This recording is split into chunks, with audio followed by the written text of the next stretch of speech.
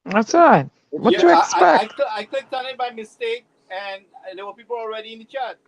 Yeah. It becomes it has passed normal now. It is now normal, right? It is normal no more. It's now normal, right? Oh So of yeah, course, we have a new fella, Marcus Guide. Welcome to the village. Well, what you expect? Woman is boss, you know. well, I mean, I going to What speak happened? about What what's happened? going on What in the happened? chat. Stormy bite your tongue? I'm going Woman to is speak of boss. Woman is boss. well, I Let me gotta admit face it. that now. I have two Woman, bosses in my home. That's correct. thank you. Woman is boss. I have my wife, and then I have my daughter, who I call the queen. All right. So Boy, both of and them, don't forget it. yeah, both of Boy, them in charge of yeah, me. what men fail to realize is if they don't make the woman happy, the house ain't happy. Well, they say happy wife, happy life. I That's mean, right. and listen, people just want to say it's 50-50, eh? No, Forget no, about no, that. no.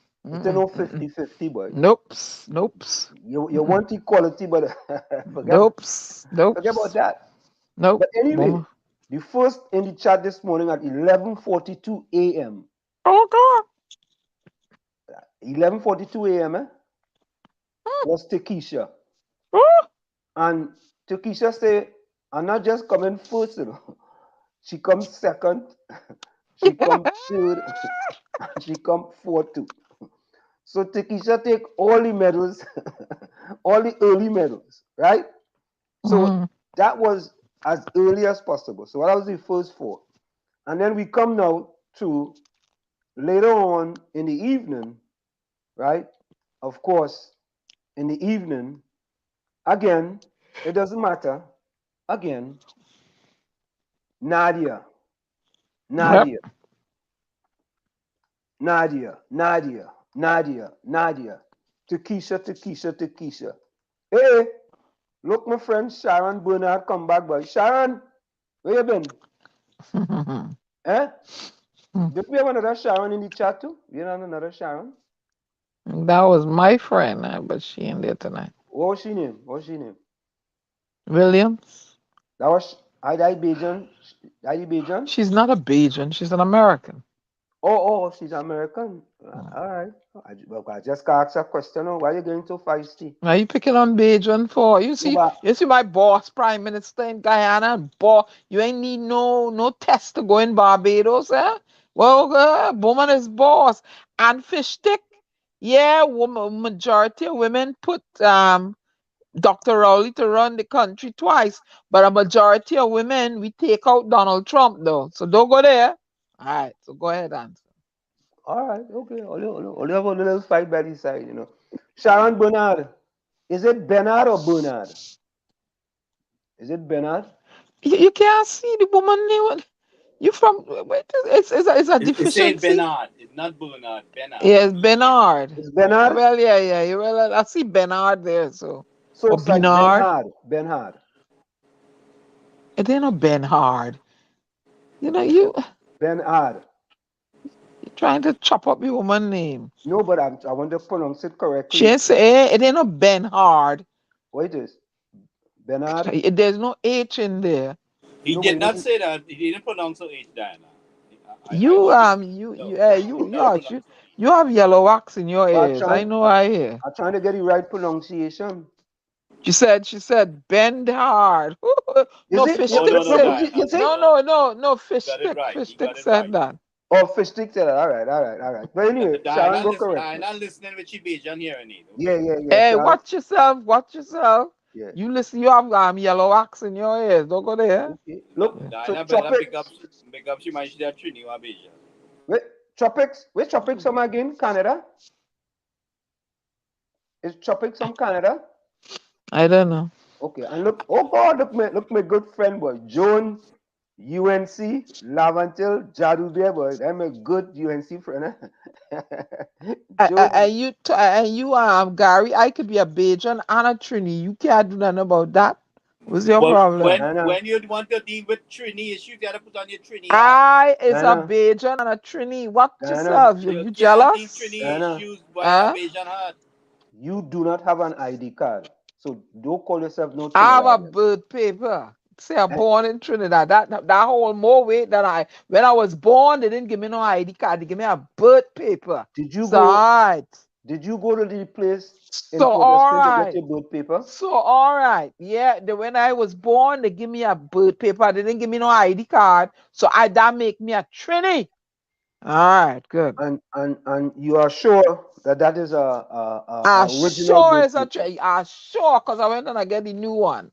I sure about that. Yes. Okay. You just can't get your ID. They That's all. didn't give me no ID card when I was born. They gave me a birth paper. So Okay. that All have right. more weight than an ID card. Watch Okay. yourself. All right. All right. Hey, let me say We welcome to my. saving the ID card Ah, material the for birth the paper pennies. have more weight than the ID card. Trust me. No. That's The absolutely birth incorrect. paper have more weight than the No. ID Saving card. the How ID come you cards for the can't get pennies. ID card? Don't worry. I go get it. Don't you worry. All right. When you I get will get my ID card. Don't you worry. If I mash somebody corn, I go get my ID card. them children ain't give you no ID card. Once you go in the Really? office and they All hear your right. accent, they go say, "Mom, you are in the wrong place." You know, I'm going and sign up with to get my ID. I'm going to, I can't Twiggy with me. Oh God, is now you ain't go get it. I can't Twiggy with me. It's now they go run you. They go What? run you. They go run you like how they run Marvin Gonzalez and Really? Scotland out of our TV area. Just so they go I run you. can't Twiggy with me. Like, let them tell Twiggy they ain't get my ID card. They go run you out of there. Let me say welcome to my Chumacanian friend Curtis Montresal. Curtis, welcome. Okay, Tropics already asking question already. We didn't even get we didn't even get no question thing yet. He said, Tropics, cool. who was the permanent secretary in the Ministry of Social Development when Mr. Manohar was there? Hey, that's the first question. I'm gonna start that question. All right, Tropics, your question in the box. It's in the box. Yes, Joan, you can enter without taking a PCR test once you're vaccinated. Daryl Superstar, welcome. You're inside. Hey, look, my partner Vonnie Roberts, come by. You know, I just say something, Vonnie Roberts, when you come in here, you just always, good night, my dearest Joan. How was your day? You know, I know you. Yeah. What's that? Yeah, What's what's that, that about? Bonnie? Yeah. What happened, Lana and Takesha What is and that one, Nadia? Vonnie? What happened? And Sharon? What Yeah, happened? What happened? you're very What happened? selective in your language, I Huh? must say. You are We's guppy selective. poop or what? What Yeah, happened? You something, can't tell me good night, dearest Diana, Lana, Takesha, June. Nadia. What going on, Vonnie? you know. But I would appreciate if somebody used the WhatsApp number and call into the show. I would like to hear their voice a little bit. But I they're gonna mean, call in, yeah, you know. well, Call in and say what you have to say. anyway, Tropics, you getting into the question. We haven't we little thing back and forth, and You see, there's you see only what Taki just said? Diana, you would get it if you go with her. Trust me. I uh, want Twiggy carry me to an ID card. all right. Let's see. Nobody ain't messing with Twiggy. So thank you, teacher. You were absolutely correct. You go to Twiggy, they might take away your birth paper. They take it away. She said I would get it if I go with her. You could take away your birth paper. Thank Take you very away much, my teacher. paper. You take away your birth paper. I Go just ahead. had to get Twiggy my document and Twiggy go. I get my ID card. Twiggy coming out of there with her ID card. But wait now. Sharon is in Canada, Ontario, Canada, boy. Because she asking a question, how is the weather in Trinidad? They had a big thunderstorm in Ontario, Canada. Well, where I am was 90 degrees today. Poor Stormy. Tongue was hanging out the mouth outside on the porch. I had to bring him in and turn on the AC and I notice a pattern with Vonnie Roberts now, you know. He only saying hello to all the ladies. that's Singularly, one after the other. Oh, he said hello too. But you say you only said hello No, but he say to hello Joan. he said hello to Joan Darius first. Uh-uh. And he say hello to Keisha. Then he say hello to Lana, Uh-uh. right? Then he say hello to Nadia, right? Because It's like we push him. only ladies Do in you the, see Mr. Ramsaran in the background? no, not yet. It's only ladies in the chat. Only ladies. Vonnie see. Vonnie, Vonnie have her glasses. Vonnie went to one of them glasses shop and he bought her glasses with an L on it. So when you look through the lens, all you seeing is L. Mm. Okay, it's going to happen. Oh, Sharon says, until the citizens, there was murder, rape, missing, and now the case with the children get justice is going to have a dark cloud over Trinidad. It already have a dark cloud. Yeah, they already have a dark cloud. Yep. Hmm. So, Vonnie, how you know that? Vonnie say, don't expect Mr. Manohar Ramsaran to disclose anything that's already in the public domain. You don't know that? You never know, you know? You never know, boy, Vonnie, boy. You never know, boy. Fish sticks, good night. You never know. Hmm. All right, I know Diana always said good night to Marcus, guys. Oh, let's say hello to Marcus now. I don't know if this is the first time Marcus is in here, but say hello to Yeah, Marcus. I've never seen him in here Yeah, before. yeah, we never seen Marcus Marcus, before. where you from? Yeah, where you from, Marcus? What part you coming from? Hey, look my partner Rajvi, boy. Diana, Hmm. that's your partner Rajvi. That the fellow with the fig? No, no, no, no, no, not he. Oh. He. Remember I in some a little pain, so I'm mixing up all that. I ain't take no painkiller yet. Yeah, you Close see, to the end of the show. what's the difference between Rajvi and Huh? Vonnie Roberts, eh? Right? Because you Eh, know, go ahead. Albert came in and he said, "Good evening, Diana," and he gave me a rose. Thank you, Albert Montano. Albert, I go have a little sidebar discussion with you, eh? The man name is Albert is Albert. So Rajvi, look at Rajvi. You could see it. Rajvi coming in and he says, "Good evening, everyone." Oh, You so see? Marcus is on Facebook. You're not on YouTube. I see. Okay. No, Oh, don't see now. What is that? yeah. Rajvi comes in. He said, "Good evening, everyone." Right? That Mhm. makes sense. Now Albert comes in, and all of a sudden but Gary, what Gary, you, like you and I I, listening. Go ahead. what is this? Nobody say hello to you and I yet, sir. To who? Nobody. Gary, you, you are Gary. Let me put you as Gary. Oh, I look, and you. Albert said, "Good evening, Anselm, Diana, and Gary and Yeah, you Tommy." just said that after I just made that little thing there. After I said that, you trying to make it nice now. Nobody is saying hello to you, Gary. That's okay. Nobody's Nobody saying no. Nobody is saying like I'm looking at the chat. Nobody is saying hello, and from hello, Gary. Watch. Well, it's a Look, woman thing, now. You know. look. Somebody who say hello, Tommy, and Tommy not here.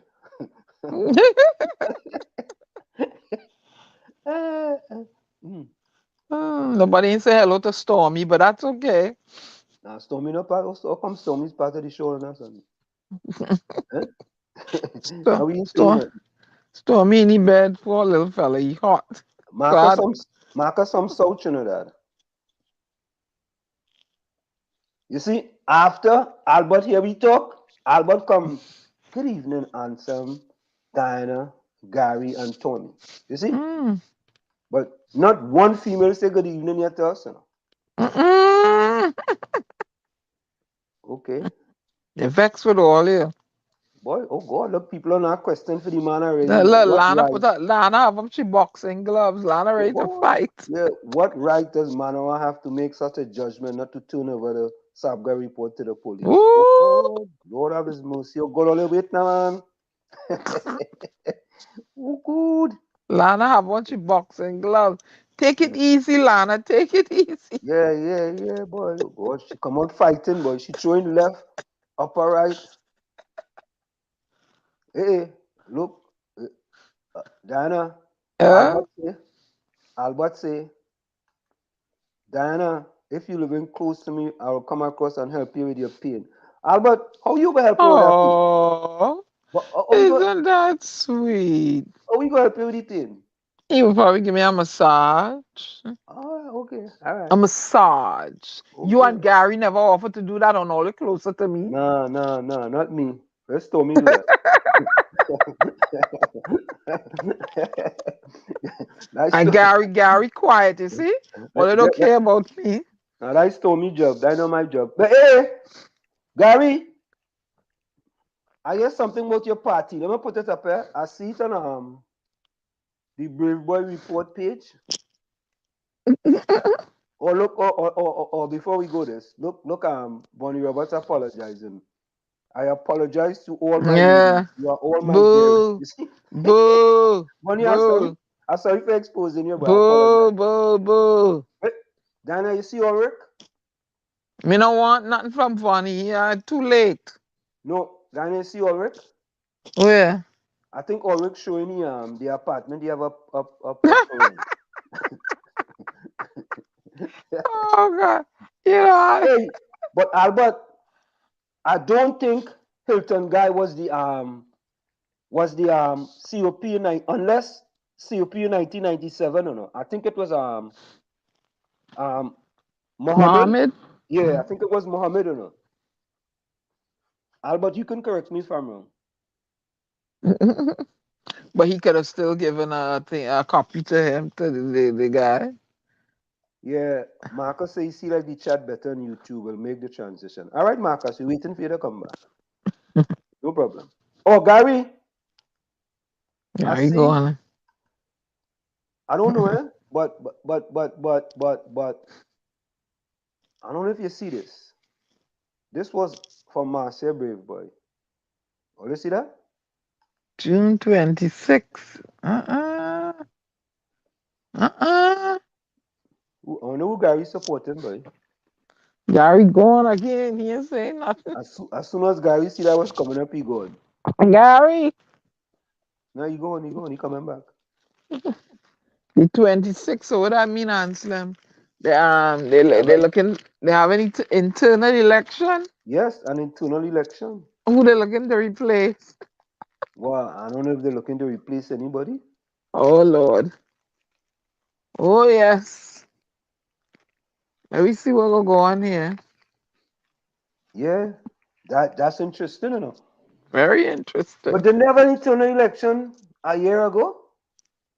Yeah, some kind of election. I know. So guys, didn't the UNC just recently had an internal election when Vasan Bharat was basically running against Mrs. Kamla Prasad Besessa? Maybe they're going to shake up things a little bit. You feel so? I think what Mrs. Kamla Prasad Besessa decided is to pull a Mia Motli, yes? Look, Marcus Guides, he reached. Yeah, he reached. I think she decided to pull a Mia Motli. I see they had a big congress today and things was hot like fire down there. So she was showing her colors that daring anybody come run against she. I didn't listen to the whole thing, so I didn't know if there was going to be an internal election or not. But look at here. No, I mean, I'm not saying that, but like I said, I glimpsed a few times. I didn't really watch the whole thing. You know what I mean? No, but she called it. She called it. Good for she. Yeah. I don't know. And I'm going to say the same thing again, right? We're going to see if Mrs. Kamla Prasad up to her word, or if she's just like all the rest of them. Well, answer who you think is going to win the election? Which one? This one here? Internal? Yeah, in the UNC. Who do you think will win the election? Just like last time? Gary, you have to ask the question first. Can anyone who is currently inside the PNM and in the opposition party, right, in the House, run against Mrs. Kamla Prasad Besessa? Or Dr. That is Rowley. the question. Huh? Or Dr. Rowley. Yeah, or Dr. Rowley. Yeah. Or Dr. Rowley. And I would be surprised. I know Dr. Munila ran against her when he was right after the election, but I would be surprised if anybody challenged her at this point. I would be surprised as well. I would be very surprised. Because if you challenge and lose, cancel Christmas, it's over. and you, oh my God, you know, I don't understand all that and this dotish rhetoric. I Oh, mean, that, oh, that's dotish hatred. you could Mr. cancel Selwyn Christmas. won this election before it even got started. She won the race. She won the race already. All right? She done win it already. How you know that? Diana, let me say one thing, Diana. I don't know how you Diana, just get this thing done, the boy. only person who knew, well, there might be few other people, that knew that the internal election was the 26th was Mrs. Kamala Prasad Bissessa and whoever she may have told. So what have already happened, Diana? I think, I'm speculating here now, people. I'm speculating. I think that all the voters who can vote in the internal election, nobody else can register to vote. Well, I waited to see Basti Pandit throw any hat in the ring. No. You ain't gonna see that. that and a yellow donkey, you will see that. You ain't seen that. Anyway, you know, I'm gonna let them down the deal. Like they say, I ain't not living in Trinidad, so I ain't getting involved. But you don't involve Gary. Yeah. I agree. Gary, you and I agree that no one from within the party can run against her. And if she wins, expect to stay in parliament in the opposition. Nobody. Well, they're gonna finish the term until the next election. They won't get selected because it's a selected process. You know, it's not an elected process. The candidates are not elected by the people like how we do it here. The leader have all the say. But can you doesn't she have to appoint you? Doesn't she have to appoint you even though you're an MP? You could still be an MP for your constituency, but she has to appoint you. So what's the purpose of having it if you know if nobody can't get up and challenge you to take the power? What's the purpose of having it? Because that's the system. That's the way the system. But the system stinks and it's stupid and it's dotish. It need to do something better. That's why they're spinning top in mud or they're spinning top in tar. Not mud. They ain't spinning at all. It's stupid and it's dotish. If you can't challenge for new leadership without suffering any reprisal, what kind of system is that? What kind of system is that? That's a dotish system. I call it dotish. But that's the way the It's system dotish and is structured. stupid. Okay, look for example. Former Komoto Mandalina MP Christine Hussein, what we had here, she had thrown her hat in the ring because nobody was throwing their hat in the ring for one of the elections, and she wasn't selected to be an MP in the next shot. And where she is now? Where she is now? She's not in politics. That don't make no kind of sense at all. As I have learned so much on this program, from the Hotoy Charles and from the ex-president Carmona and and all these things. And I never know Trinidad and Tobago was so antiquated when it comes to the political runnings. It's stupid and backward. Why you can't challenge to see who Diana, my God, man, don't make joke, man. Diana, Don't make joke. Until they get new people with we should get Marcia to commentate on this when we get a chance. With new critical thinking mindset, it stays the same, right? Because the thing about it, Gary, there's things you can read upon, and I do read a lot, and I tell you, I learn a lot from like the Hotoy Charleses and them, right? So, what is going on with when we all talk about you can't, and Ansem said it, you can't challenge Dr. Rowley, you can't. Who say you can't? Who say you can't? You could. Yeah, but then you're saying the reprisal you're going to suffer because you're challenged. There's nothing that you can't. You can do it.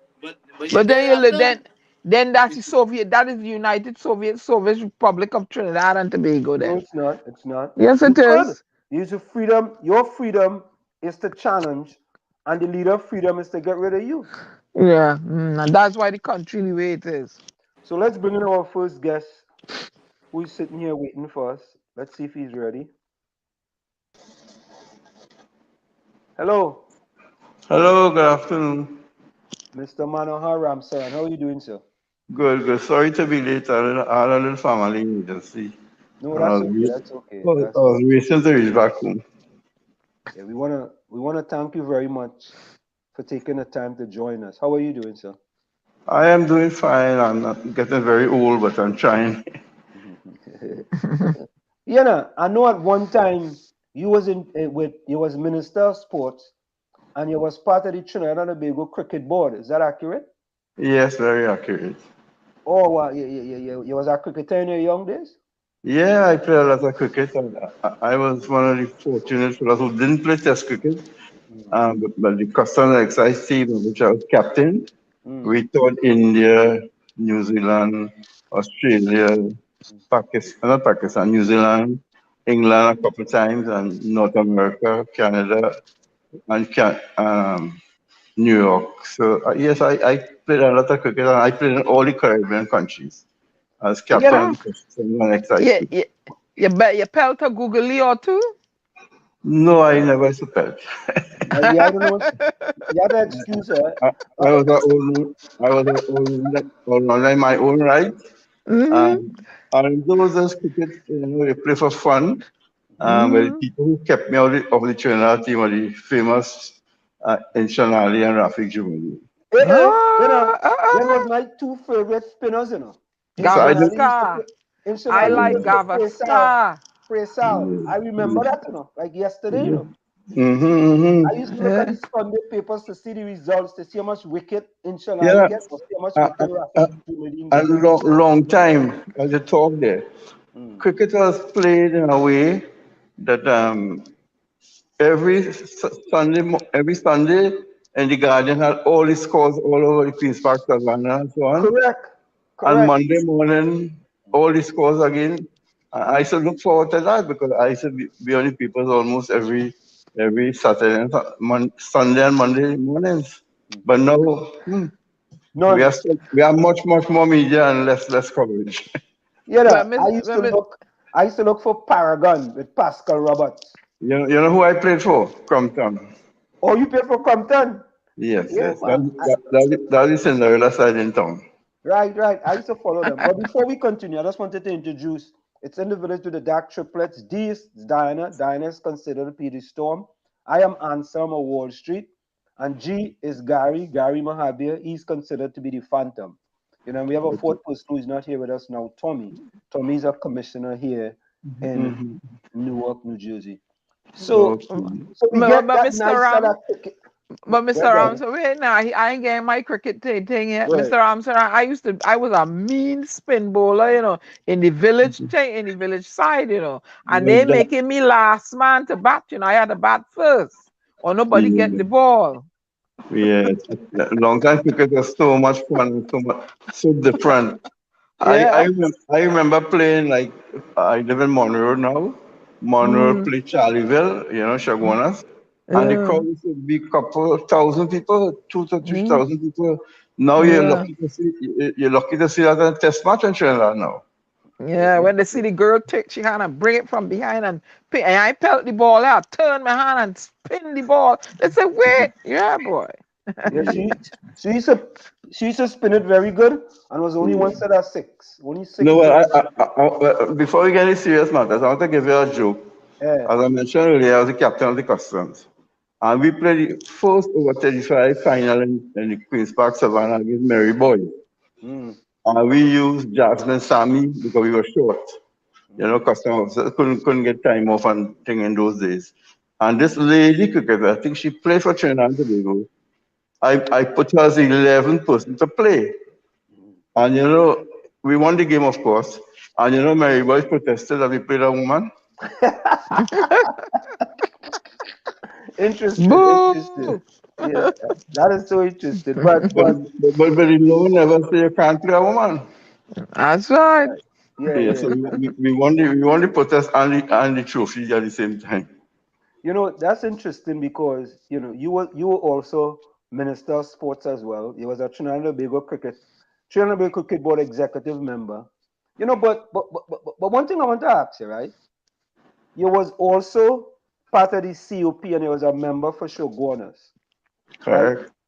Um, You was in any other party other than the No, CNC and the no. UNC? I entered politics through the UNC, and the reason why I entered politics because I was a community and social worker and cultural worker and so on. And I was spotted by Mr. Pandy doing my job, and he asked me if I want to get into politics. I still had about 7 years for voluntary retirement, and about 15 years for overall retirement. So I look at him, and I thought he was genuine, and I said yes. I gave up all my pensions, everything I had as a customer. It was about 26 hard years, and I said, okay, I will fight for you in the UNC. And after the UNC, and I saw where the UNC was going, like my opinion, I thought Mr. Dukaran would have made a fine leader, and I joined that party. And since then, I've not joined any other. So let's talk about the hot button issue in Trinidad and Tobago now. And first, let me ask you a question. The SABGA report, did the Attorney General ever receive that report? Well, supposed to. Let me tell you something. This has been so long ago, and unfortunately, it has come so late in my life.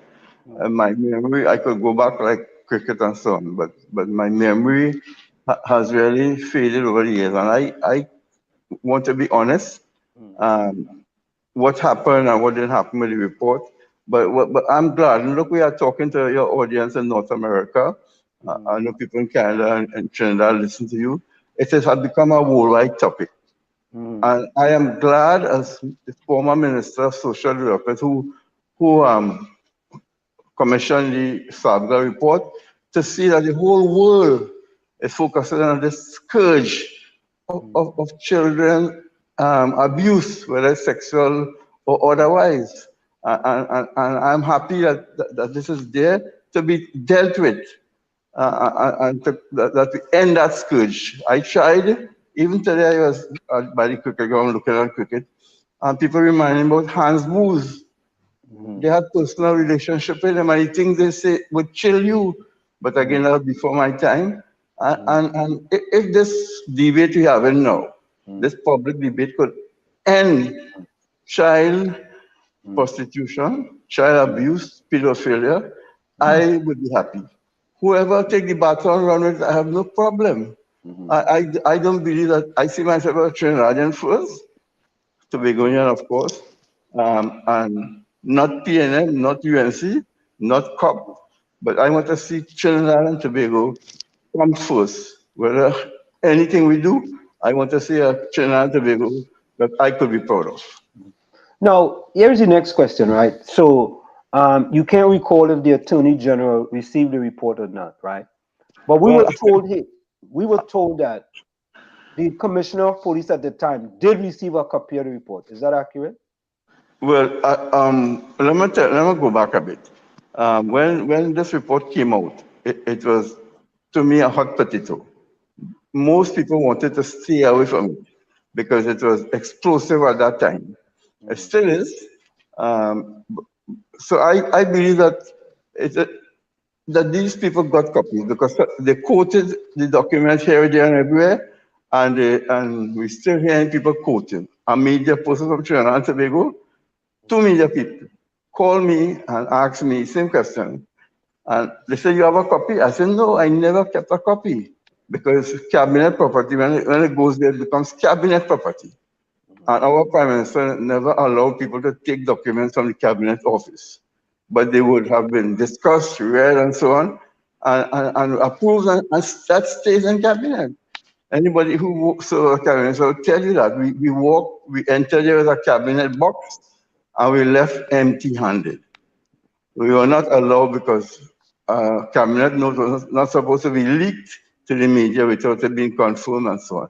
So this whole question of what is released and what is not released, I want to tell you, I'm satisfied that the reason that report was relayed is because of the reports I got when I entered the ministry's office. People were coming, whistleblower, they call them today, will come to my office, the minister, XYZ, I say, are you willing to go to the police or to my PS. And no. I just want to tell you so you will be aware.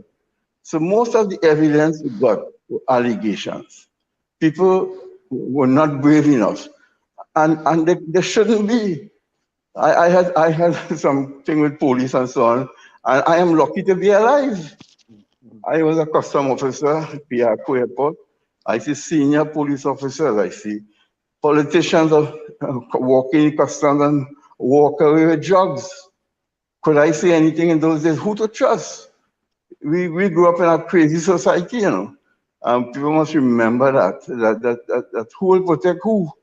And when these people come to my office, I didn't expect them to say, yes, I will go and give evidence. They come, they tell me, I'm working in St. Mary's home, I'm working in St. Dominic's home, and I noticed this, I saw this with my own eyes, Minister. So I said, okay, would you come and give us evidence? Would you talk to people? No, they will say. And I never got angry with them because the whole question of Trinidad and Tobago in these years, these years, 1970, 1990, and the scourge of jobs and all that in the country, people were scared to go to the police.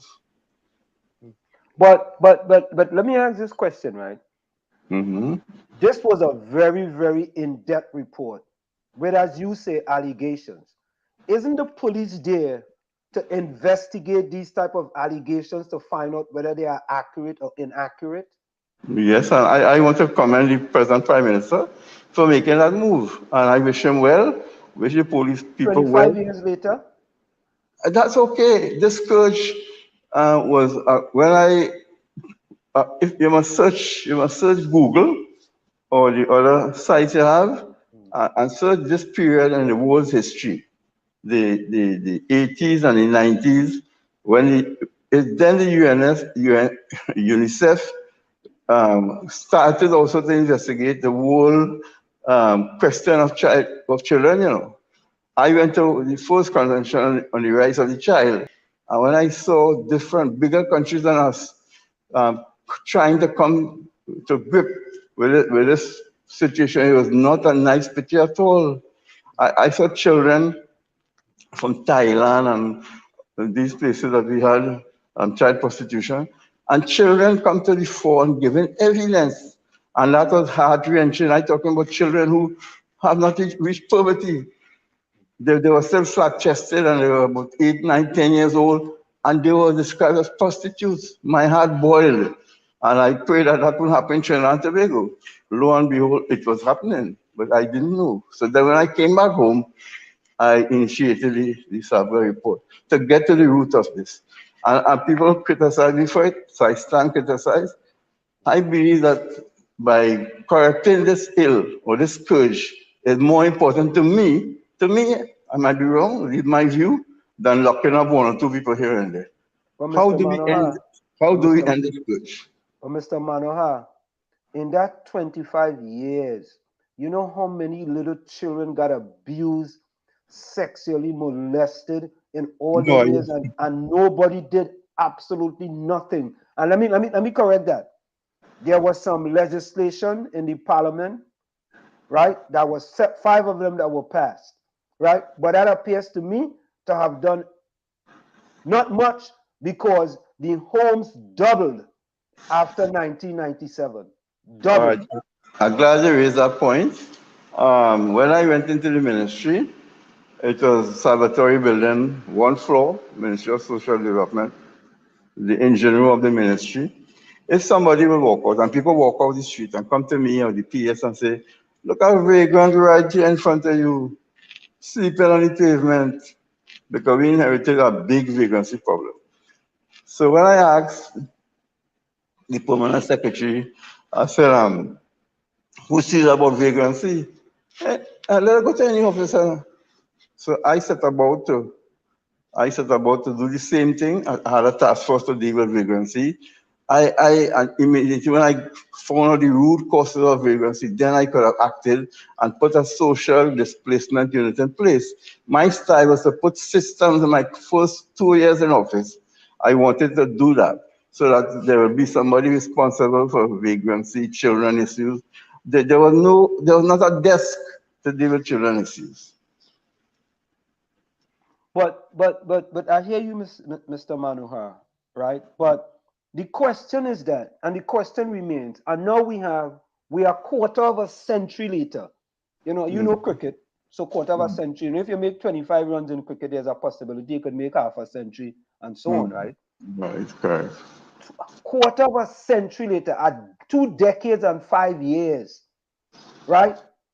It pains me to see that these institutions were getting $5.3 million subvention, $4 million subvention. One home that had no children got 75,000 subvention. I'm saying this now. I am saying this.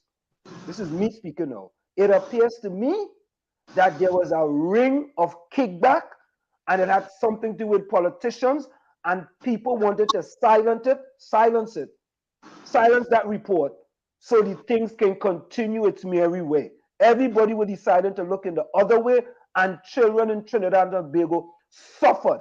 They suffered. They're still suffering. Today, in one of my quieter moments, those same thoughts crossed my mind. Was this report, I don't want to say it. You said it, and I agree with you, right? Because something went amiss. I went there with all my heart to attempt to correct these things. People might believe that I am soft. Yes, I am. I work in customs before I became a minister. And the Scots Jog report came out. I hope you remember that report. Yeah, I remember it.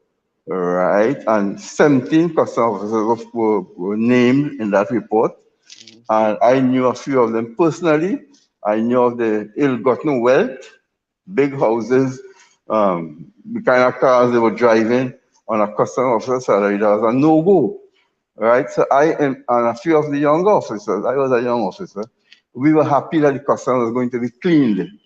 Lo and behold, the then Prime Minister, Mr. Dr. Eric Williams, that report was shared and nothing happened. So I grew up knowing that these task forces to give you information and for you to arrest people and prosecute people and so on. I didn't hear about it, and I was lucky to have been in the public service all these years. And Eric Williams used to bring a commission of inquiry. When somebody balls, he brings up a commission of inquiry. And nothing happened. I'm blaming him. I can't blame him. The whole system of governance in Trinidad and Tobago. And I'm sure you said a few things that are not being shared in Trinidad about the people who in this pedophile ring, people who commit murder of children. Look at the status of them in society. If something goes to where they are working, will that go forward? I don't want to call names, but you know the names. I'm sure you know the names.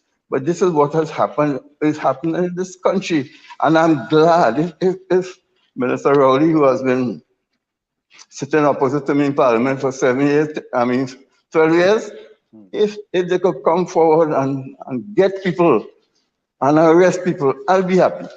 But I'll be totally happy. Mr. Ramsaran, I want to say something, right? It seemed to me that the people in Trinidad and Tobago want change in politics and politicians, and all they're seeing is getting exchange. Because Dr. Rowley now is coming, because they have another report now, they have a Jones report now, right? That's another report that investigates the same thing that the Sabga report investigated 25 years ago. And it's sad today that in Trinidad, the two political parties, right? One political party is making Sabga the scapegoat and saying, why you sit on this 25 years? It's like I do a report, and when I hand the report to the people who employ me to do the report, I need to go out now to the public and tell the public what's in the report, right? And then you have the other side of the fence with Mrs. Kamala Prasad saying that the PNM has a pedophile ring, right? With no facts. Just throw it up on the wall. It's like spaghetti. You throw it up on the wall and you see what goes stick. We heading down a bad place in Trinidad and Tobago. I'm glad you're saying that, because prior to what you said, I said I'll be extremely happy if the Prime Minister of the day And he called the police. I wish them luck. And if things can happen to end this pedophile ring or to do anything, I'll be happy. Because to go back in history, I mean, it was bad. Today I heard about Hans Booth, I told you. The stories I heard from a former employee of the zoo, it will kill you. This happened long before I entered into politics. So this whole question of pedophilia and child abuse I mean, when I walked into my ministry, the last thing I was hoping to expect was child abuse. You know? I used to hear about vagrancy, I used to hear about poverty, I used to hear about old age, senior citizens problems and so on. But the last thing in my mind to discover that there was pedophilia operating in Trinidad and Tobago. I personally, I am very unhappy that this report has come back, and and, and according, but I want to differ a little bit the statistics. When this thing became public, I personally believe that the problems in children's home and so on didn't end, but they were curtailed a little bit. Answer on top of the hour, Pa. Sorry, please. Yeah. Good. That's good. So, yeah, Mr. Ramsaran, in looking back at it, they say hindsight is 2020. Do you think, as Minister of Social Development at that time, do you think you could have done a little more to change the future as being Minister of Social Development? I'm glad you asked that question. And don't expect me to talk about locking up people. You mentioned based on that sabga report and other simultaneous activities at that time, UNICEF and so on, and we saw the problems coming. I personally and my ministry, we brought 7 or 8 pieces of legislation trying to tighten the system. We had a children's authority established in 1999, and I even went with cabinet approval, of course, appointed the first chairman of that committee, Senator Diana Mahabir, and she had experience, and she resigned as a senator to accept that position. And when that happened, and I told her, I said, Senator, when you take over this, she told me, she's a minister, you know, there are plenty of flaws in the legislation. I said, sure, we can't correct this overnight. But when you are the helm, I expect you to tighten the legislation. Let's see how we could, the horse bolted, we didn't want to come back in the stables. We wanted to deal with the problems, how we could correct these issues. We admitted there were many. You'll be surprised to hear the names of these people. I wish the commission, the Prime Minister well, you know. Not that they are untouchable, but when you go in there and you hear former this and former that and former the other involved in this ring, I mean, it's just sad that our children went through this kind of atrocities in Trinidad and Tobago. So if I was on the route of establishing proper legislation, proper staffing to deal with these issues, and to make sure that the people who receive money from us are accountable and things like that. Because it's not the abuse of children, it's abuse of power, abuse of money. That report is chilling. So I was hoping I was on the side of the social development, like for example, if there's a drug user, I was on the side of rehabilitation. The AG's office, the other offices, they are responsible for the interdiction. And that's how I saw it. Even in the whole question of the drug trade, the supply and demand. I was on the side of demand, trying to see how we could use the demand. So I took my role seriously as social development minister. Let the other people do their job. I don't know if you remember, I might say a lot of but Ramesh Maharaj, after we put away Dolce, we acquired his estate, and I was responsible for the Piparo drug, for you will name it all, but a whole acres of property were built to deal with drug addicts. So I was more a person of healing rather than beating. If I was a school teacher, I wouldn't use the whip. I would use psychology to get my students to respond. So that's my personality, and I can't apologize for it. But Mr. Ramsaran, maybe in that situation there, right? We needed some whip, not just any whip. You needed guava whip. We needed chena whip.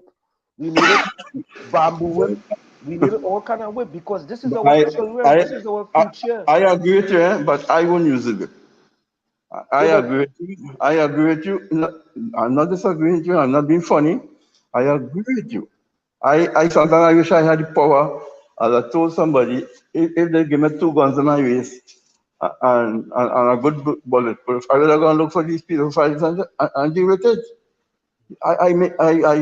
It sounds like a joke, but I was serious. I was so adamant to get rid of these people. But you know how law is. You have to have evidence. You have to go before a judge. You have to go before magistrate. And in Trinidad, our justice system grinds around merrily, going around the case. Ordinary cases take 5, 10 years to deal with. Maybe that 25 years have passed without much interdiction because of the system of the judiciary. And when people want to hide something and stop something, nobody can stop them. But Mr. Ramsaran, isn't And I a say, child isn't no, isn't sir. isn't a child telling you that they're being molested? Isn't that evidence enough? I mean, then you should go and then pass it to the police and let them do what they do, like we see on TV. Child Protective Services steps in, or they're not put back in the home, or something, and the perpetrators are arrested and they're swabbed. Why is that? Why didn't that happen in Trinidad and Tobago? No, I mentioned it earlier when I started. When I went into the ministry, people would come to me as whistleblowers, and they would tell me, "Look, I work." What I'm saying actually happened. So there are a few people I remember come into my office from I think 4 of the home, five actually came to me and said, "Minister, I work at so and so and so, and boy, if you see what's going on there." I say, "Have you witnessed it?" He say, "Yes." I say, "Are you willing?" Because we had nothing like child protection unit and no special agency to deal with these problems. I said, "Would you be willing to talk to my PS and the police?" No, no, Minister. I only come to tell you. And they both out no. Right? So, I mean, I couldn't go to court with that. They'll lock me up and sell. Right? So, and I mean, important point. I could believe them, but would the courts believe them? Well, why I feel they should be given their day and let the courts, decide. But then if I you have, let me say, I made a mistake. I won't agree. I won't argue with you. When I say I made a mistake, it has now been proven like that. But my mission was to deal. I still, maybe I'll die tomorrow. Go into my grave knowing that I was attempting to correct the systems, to make sure that this scourge ends. By arresting a few people, I do believe that was the answer to end it. You have to correct the legislation. You have to empower the homes. You have to empower everybody involved. Imagine we were the minister and his staff. We couldn't enter a home at that time. They will call, as soon as we enter the home, they call some partner, and some lawyer come there and tell me we can't, not me personally, but the ministry. And people couldn't enter the homes. Yeah, it was a crazy thing. And I think this sabga report has cleared out those issues quite well.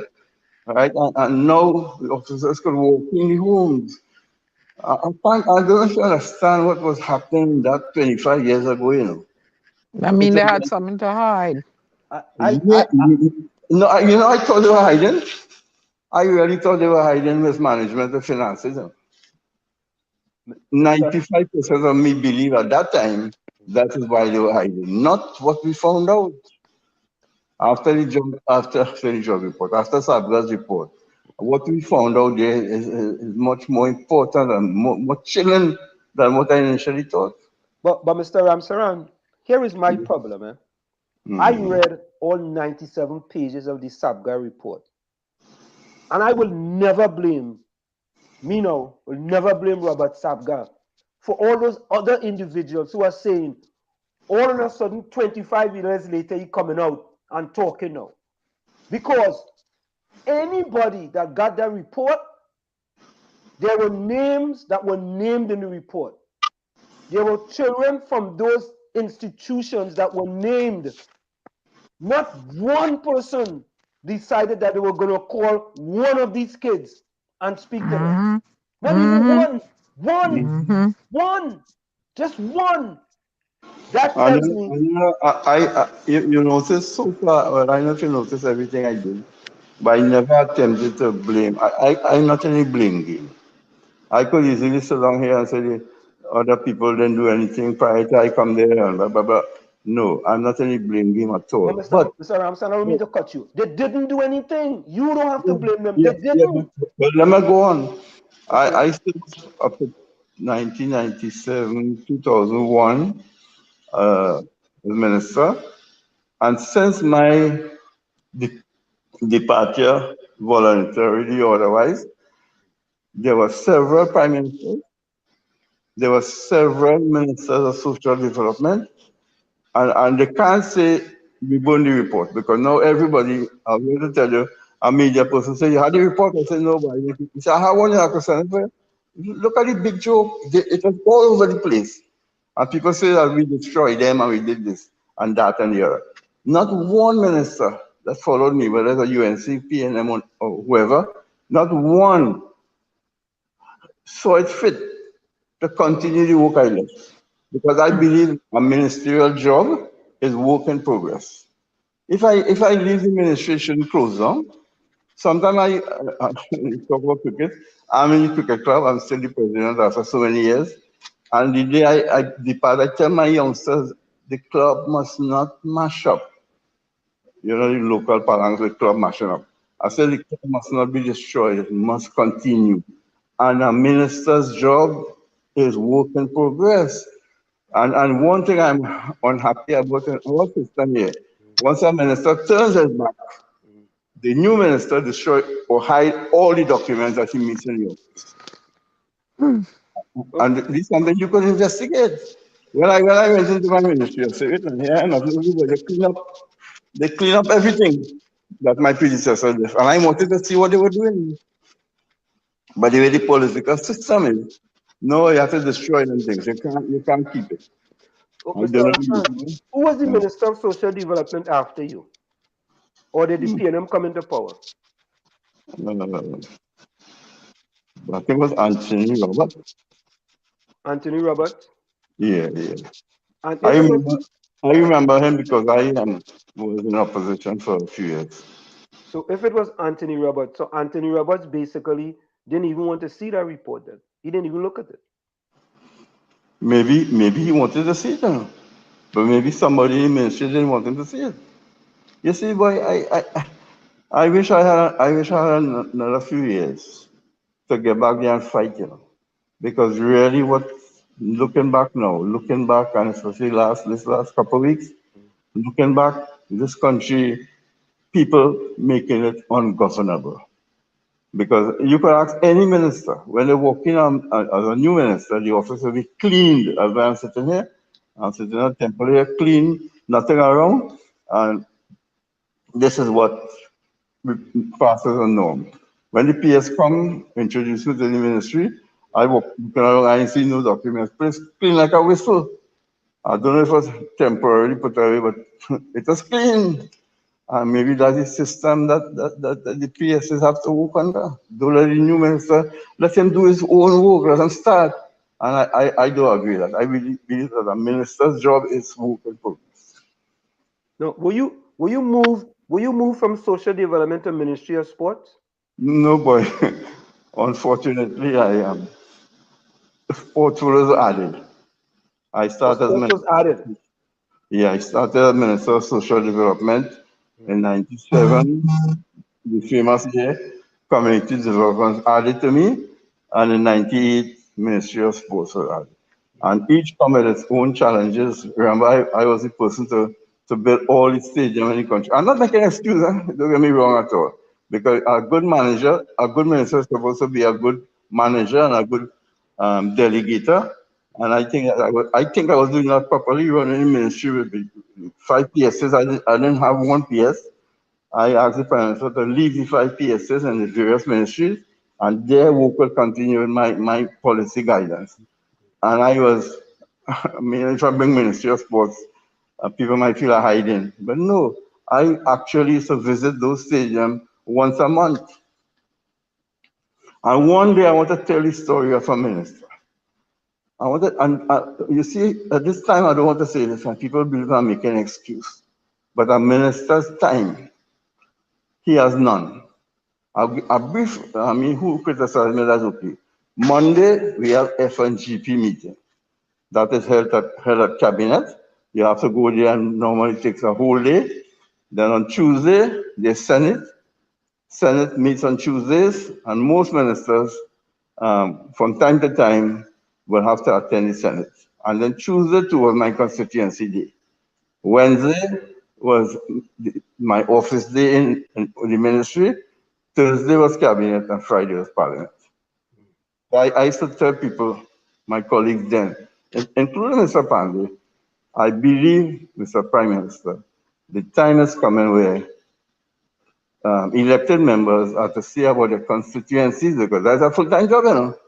If you want to be a good MP, and ministers should be those persons who are not elected, who doesn't have a constituency to see about, but only to look at ministerial work. And they agree with me, but to change that, they have to change constitution and do everything, because to be honest, constituencies, and I'm sure you're Trinidadian, constituencies, if you want to be an MP, that's a full-time job. Do you think, Mr. Ramsaran, do you think the government of the day in 1997 should apologize to the people of Trinidad and Tobago for what happened with those children institutions? Well, I hope that something could happen within the next month or so. We are none of us is in office, so we can't go and dig what we want to find. We can't do it. So whatever comes to the fore and it is worth an apology, I'll be the first to apologize. But no, right now, how it is, it's crazy. Accusation flying here, accusation flying there. Everybody. But I have a question, Mr. Ramsaran. How are you doing, Mr. Gary Mabia? Yeah, Gary. I would like to know what was placed upon discovery of the information that you have. What did your government do to kind of help resolve the issues? You said something about the Children's Authority, but how much action was taken by your government at the time? As I just mentioned, Gary, maybe you'll come back in the. When I assumed, and I'm sure most of us assume ministerial responsibility, first we had to look at the ministry. There were no systems in place. As a matter of fact, a couple of other ministers spent more time than me trying to put systems in place, because we were now moving away from, let me say, the age of old typewriter into computerism and so on. And the whole question that the ministries were way behind in policy matters. For example, if I mention the example I always like to mention, somebody come and say, report a problem to the Ministry of Social Development. There was no division to deal with it. It was just about 10 or 12 of us sit down in a room, and you could choose anyone to talk to. Nobody was delegated to be in charge of vagrancy, in charge of drug abuse, in charge of whatever.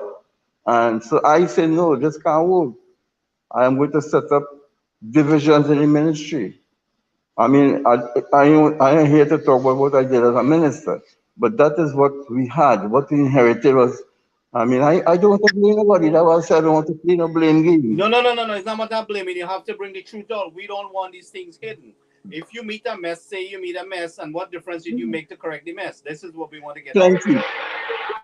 I made a big difference. Maybe you have me alone to talk about my ministry and what I did to bring it up to date, and you will see the kind of work we did. Now if something slipped through the cracks, I don't know. I don't just slip through the crack and push through the crack. I don't know. I don't micromanage. And if you talk to Robert Sabga, he will tell you that while his report was commissioned in 97 to when it was completed, at no time did I call Robert and say, Robert, how things going, boy? I left him to do his work. I didn't want to persuade him in any corner. I never spoke to him. He could tell you that. And there were 5 or 6 people from my ministry who were in that committee, and I never asked them about the report. I wanted them to give me what they find. I didn't want to push them in any direction. Right? So maybe in that way I could plead guilty of not being aggressive enough. I'm not an aggressive person except when I'm batting guy. I like to hit the ball over the boundary. But running a ministry, I was never aggressive. Well, Mr. Ramsaran, with that in mind, right, in looking back, do you think that you may have been better suited to be the Minister of Sports and somebody else be Minister of Social Development? Well, that is up for the people to judge. But as I told you, when I was there as Minister of Social Development, I put almost every system that are still there in place. Right? I put children's authority in place. I put vagrancy in place, social displacement unit. You ever hear a minister get an award for that? I have a plaque home here presented to Minister Ramsaran on behalf of the social displacement unit. I used to go personally when I work on policy, and I used to talk to vagrants. Vagrants knew me my name. It was something with priority to get these people off the streets. And I think that in every sphere of the ministry, I could answer, except this report here, which I feel something went wrong. I don't know. I'm not pointing fingers, but I hope the Prime Minister could come up with his talking to the police, something will happen. You see, but here's my concern, right? That 25 years later, many of these people have moved on with their lives, and they don't want to rehash that past, that sordid past that they have with this abuse and sexual abuse and all I this type of. said earlier, I agree with you. Mm. I have no quarrel with that. But we have cases running in this country for more than 25 years. If you go to the court, you find ordinary cases, especially land case in this country, lasting more than 25 years. It what suits the people, the justice system, the lawyers, everybody. Case drag on for years and years and years. So it's no magic wand that these cases that they're talking about. And I could not have initiated anything. I'm not a lawyer. I that is not my responsibility. And just to tell you this one, ministers make policies. We do not execute them. We have a staff. But I don't understand. I don't understand something, right? How could an important report like this not be given to the Attorney General? How could something important like this not be investigated by the Trinidad and Tobago Police Service? How could those two things not happen? Well, that is news to me. Because if the cabinet received it, the Attorney General would have been one to receive it. So but you see, in our time, if like the issue was, I'm not saying that he was in the country at the time, but anything could have happened. And to say that we didn't give them a report, that is not true. I personally, not officially, but personally gave a report to the Commissioner of Police. Who was the commissioner at that time? Mohammed? Mr. Guy. Hilton Guy? Yeah.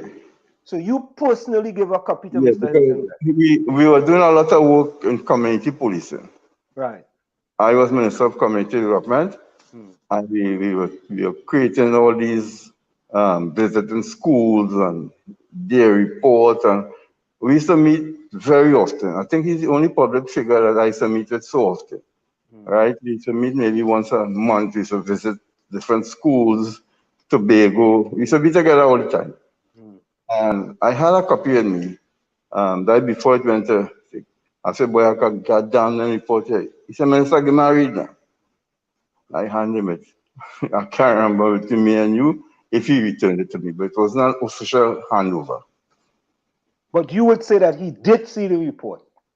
Yeah, right? but I hope he didn't borrow it from me to carry it home. So let's say that he did see the report, right? Let's move to the other one now. How could an attorney general who needs to deal with issues like this say he didn't see that report? I mean, help me here, Mr. Armstrong. Help us here. That's hard to believe. I'm not saying he's not talking the truth, but that's very difficult for me to. Because I read where he quoted the report in a debate recently. That is, I was in cabinet, I was in parliament at the time. That is when I joined the cup and gave me a tail cut. Ramesh went to parliament and quoted the sabga report. No, I want to go back to something, right? You sure it was Hilton Guy who was the commissioner of police in 1997 and not Mr. Mohammed? Well, let me put it this way. I give it to Mr. Guy. It doesn't have to be 97. Oh, It could have been after. Yeah, you were right. The first commissioner we worked with was Mr. Mohammed, and then he was succeeded by Mr. Guy. Right. But So maybe I mix up the date, maybe 97, 98, but not the person. okay, all right. So yeah, we just wanted to make sure we clear about that. But we know he got or he see a copy of the report, right? Yeah. He may not have take it home with him, but he see and he could peruse it and he could see these kids being molested, and no one act on it. But the thing that I do not understand, and therefore the government have to be faulted for this at the time, if the attorney general didn't see a copy of that report. Is that the attorney general giving we a 6 for 9? Or he misremembered? He could have misremembered.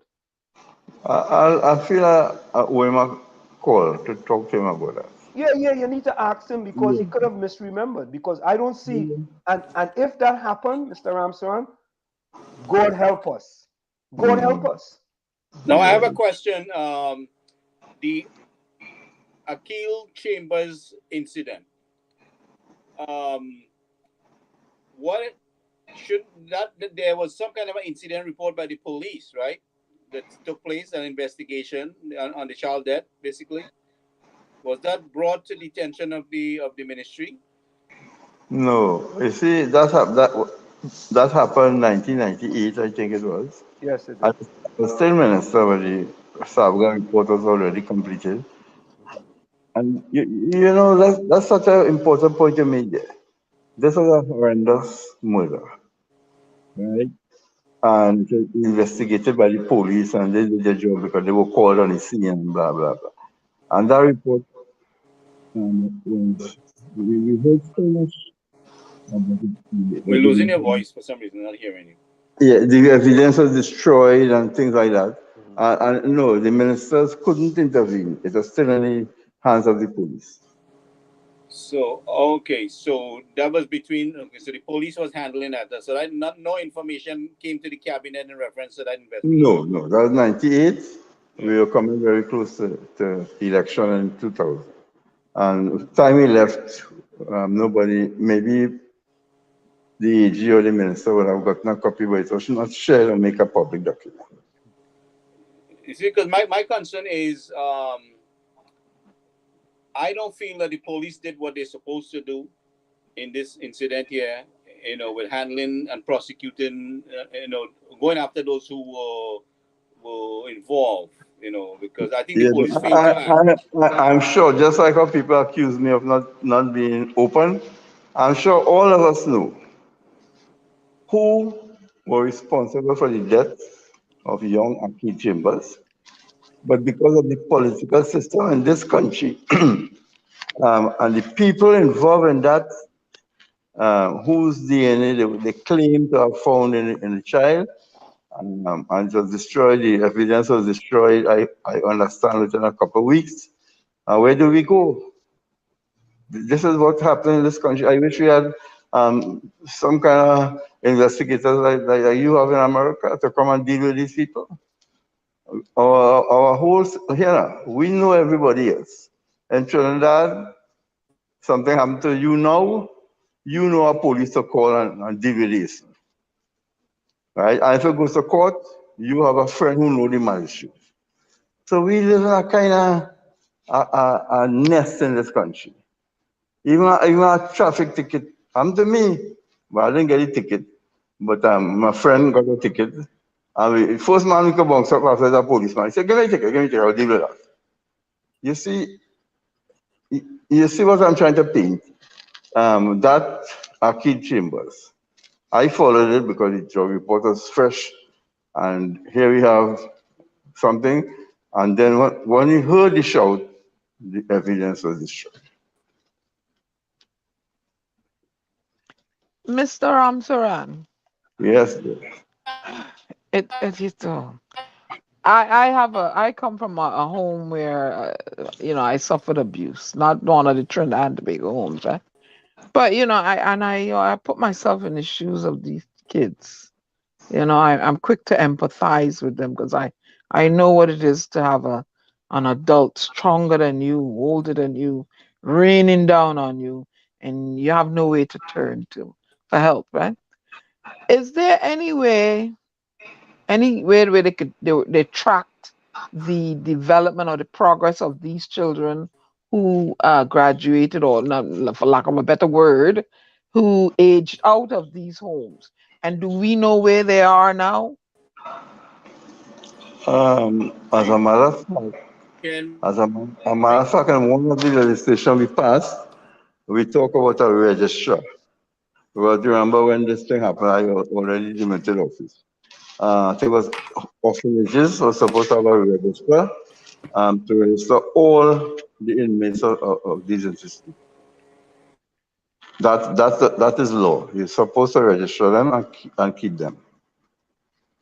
A question from the chat. If any one of the victims were related to you or anyone who was in the office, would you guys have said something, or would you still have proceeded along the route you've proceeded? I do think a government minister should react only when his relatives are affected. This one wouldn't. And I mentioned people using the system. I am 74 years old, so getting very old, and I cannot remember I interfering with any sort of procedure. I never intervened. Look, the example is this sabga report was ongoing, and I never spoke to any one of the people, although I used to see them walking in the corridor in the office. I never asked them what is happening. I let them do their job and let the chips fall within me. I did not guide anyone to do anything at all. So here's another question. Who was the permanent secretary in the Minister of Social Development when you were there? I think the first one was a fellow called Vincent Bryan. He was an extremely good guy, but he didn't last too long. And then we had Mrs. Sampson, and she worked with me for quite a while. I think it was only two, and then others acted in between and so on. But somebody asked another question, right, Mr. Ramsaran? But I think you may have answered this question. It says, what rights did you have to make a judgment not to turn over the sabga report to the police? I want to tell you, and I'm going to repeat that. When a report comes to the minister, and all those before me, including Dr. Williams and who have you, several reports coming, it will go to cabinet, and then cabinet will direct the rest of the reports. My job was finished after it comes to the cabinet. When the cabinet approves it, the cabinet secretariat will liaise with the permanent secretary and the chief parliamentary council to see that the report goes where it's supposed to go. My hands were not involved in that part. I don't think any minister, I mean, we have to come to cabinet every week with several notes. So, I mean, this is important, and I should have taken a little more interest what people say, but we never interfered with after this cabinet. No. Did any of the 7 individuals that was on that committee take any sort of oath that when the report is handed over, that they cannot say anything to the media? No, I don't think any oath was taken. So therefore, if a person decided that they want to say something, they could have said something if they wanted to. Of course. And also, I didn't hear of any minority report, which is commonplace in these sorts of situations. There was no minority report, and there was nobody whispering to anybody what the report had. Yeah. So because the reason why I asked you that question, right, is that some people for political expediency will say, why did Robert Sabga keep quiet for 25 years and all of a sudden now he's coming out and speaking? No, well, he could speak for himself. I know he's quite eloquent. He was already here. I want to tell you that he did his report. He did what he's supposed to do, send it in and so on, and he went on with his life. Correct. It's unfair to say he should pursue it because I think No. I'm not saying that. I'm not saying that. I'm saying that people. Yeah. I'm not saying that people, yeah. But he lived for political expediency. Yeah. Which is saying that. Well, yeah, but answer your party trying to dodge the bullet here, Is your party trying to dodge the bullet here? And swing the blame? I'm just like Sabga. We were kind enough. Look, when I was running late for this program, my conscience bothered me. I promised you to talk to you. I am not going to duck and hide. I come, I deal with the issue as much as I can. We could have easily said, wait, I talk enough. There's a present minister, deal with him. No, but we try to put things in proper perspective. And at no time, I feel I could talk on behalf of Robert, that we hid any report, we burnt any report, because the comment mile doesn't. People, two media people promised to give me a copy. And 2 months ago, they said they were destroyed. So it's a real kind of confusing thing that I don't want to say too much on it. But hear this, right? This is the problem that I have. The TNT Mirror printed a front page news story on this scandal in 1997. December 19th. If anybody who didn't get a copy of the report, I can't remember. I can't remember. What is it? Or the TNT Mirror printed a news story, a front page news story. As a matter of fact, let me just quickly get this here. Hold on a minute. Hold for me one. December 19th, 1997. Right. December 19th, 1997, right? My birthday. Right. The report says sex abuse at children's home. They have you on the front page, Diana Mahabir Wyatt, and Robert Sabga, right? Now think about this. I'm good company though. Yeah. Go ahead. Sorry, boss. Yeah, that's all right. Now, that's all right, right? If anybody wants to say, well, look, 25 years they waited later to bring it out. It was there in the public space. But wait a minute. But the thing about it, they are accusing Mr. Sabga bringing it out. Mr. Sabga didn't recently bring this out. It's something that transpired and caused this information to reappear in the public domain. Yes, Gary. But Gary, what I'm saying is that. But there are PNM people who trying to spin this around. But Gary, and this UNC and this and that and the other. Gary, you see, you just want to go down the PNM. No, I'm watching what's going on and I'm calling them out. The UNC also trying to spin it too, Gary. Go on, we don't go down that road now, man. The UNC saying there's a pedophile ring in the PNM. Where's the facts? Come on now. Where's the facts? Yeah, we had the facts, I hope that the powers to be could be brave enough to bring out the facts. Bring the facts. Bring it. If it is, I want all of them convicted. All right, but let me give you some facts. All right, we have Mr. Manohar here. Mr. Manohar Ramsaran, as Minister of Social Services and Social Family Services and the Community, discovered certain kind of chaos in his ministry. He upgraded it. What happened to that work that he did after he left that ministry when the new government took over? And minister's work is work in progress. But Gary, I don't understand what you're talking about, Seriously. You don't? Because Gary, I don't want to go down the road of No, this it's not about that government you comes want to go and down the that road. government go.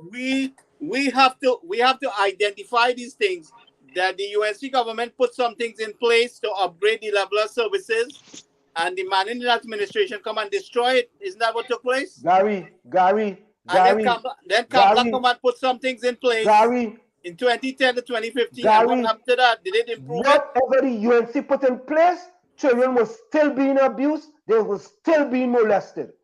What they put in place, did it change that?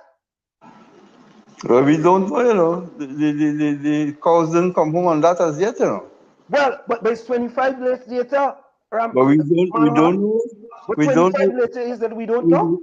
We don't know. Well, that is it. At least I did something, and because what I did, I'm here. See, the Gary's going on this PNM UNC line. No, don't have to go wrong. Because that is the reason I'm bringing that up, Anselm, because that is the talk in the public domain right now. But you want to follow along with the talk in the public domain, right? I refuse to follow along with that talk. Okay, I'm calling it out. But what I'm saying to you is, what you calling out? What you calling out? What I'm saying to you, we have the minister here that can talk for himself in the sense that the type of work he put down, the improvement he made, and then what happened to that improvement after he left there. I mean, you know, these are the things that we have to identify. Mr. Manning, don't talk about PNM UNC. Mr. Manning shut it down. Didn't he shut it down? Does he know that, Gary? If you're not in the ministry, how do you know? Other than if people told you. How do you know? And to look at Gary's point, I have left the ministry about 20 years ago, right? And I am being questioned, and there were ministers after me, dime a dozen, including UNC ministers and PNM ministers. They did not continue their work, and nobody bringing them to book. Imagine a successor of mine telling me that the minister got a report and was analyzed the same night. Oh God, I mean, we have to understand that this is a big joke, you know. And I would take credit if I didn't do what I did in 1997. So that's still been a big dark secret. We could not have even debated after this evening. And this is what I... It's frozen. Yeah, it's frozen. Anselm, I wonder, right? If there's any... But 1 minute, Diana. You see, Diana, you see, we want to go along this political line, eh? And I just want to echo the sentiments of Lana, right? No politicians can say, they can say it. In the public space was an article in the Mirror in December 1997. Child abuse in let me get it back up there. And the name St. Jude's. That's not it. Hold on. Let me get it back up there. You see, I don't like the old talk. I fed up on all the old talk.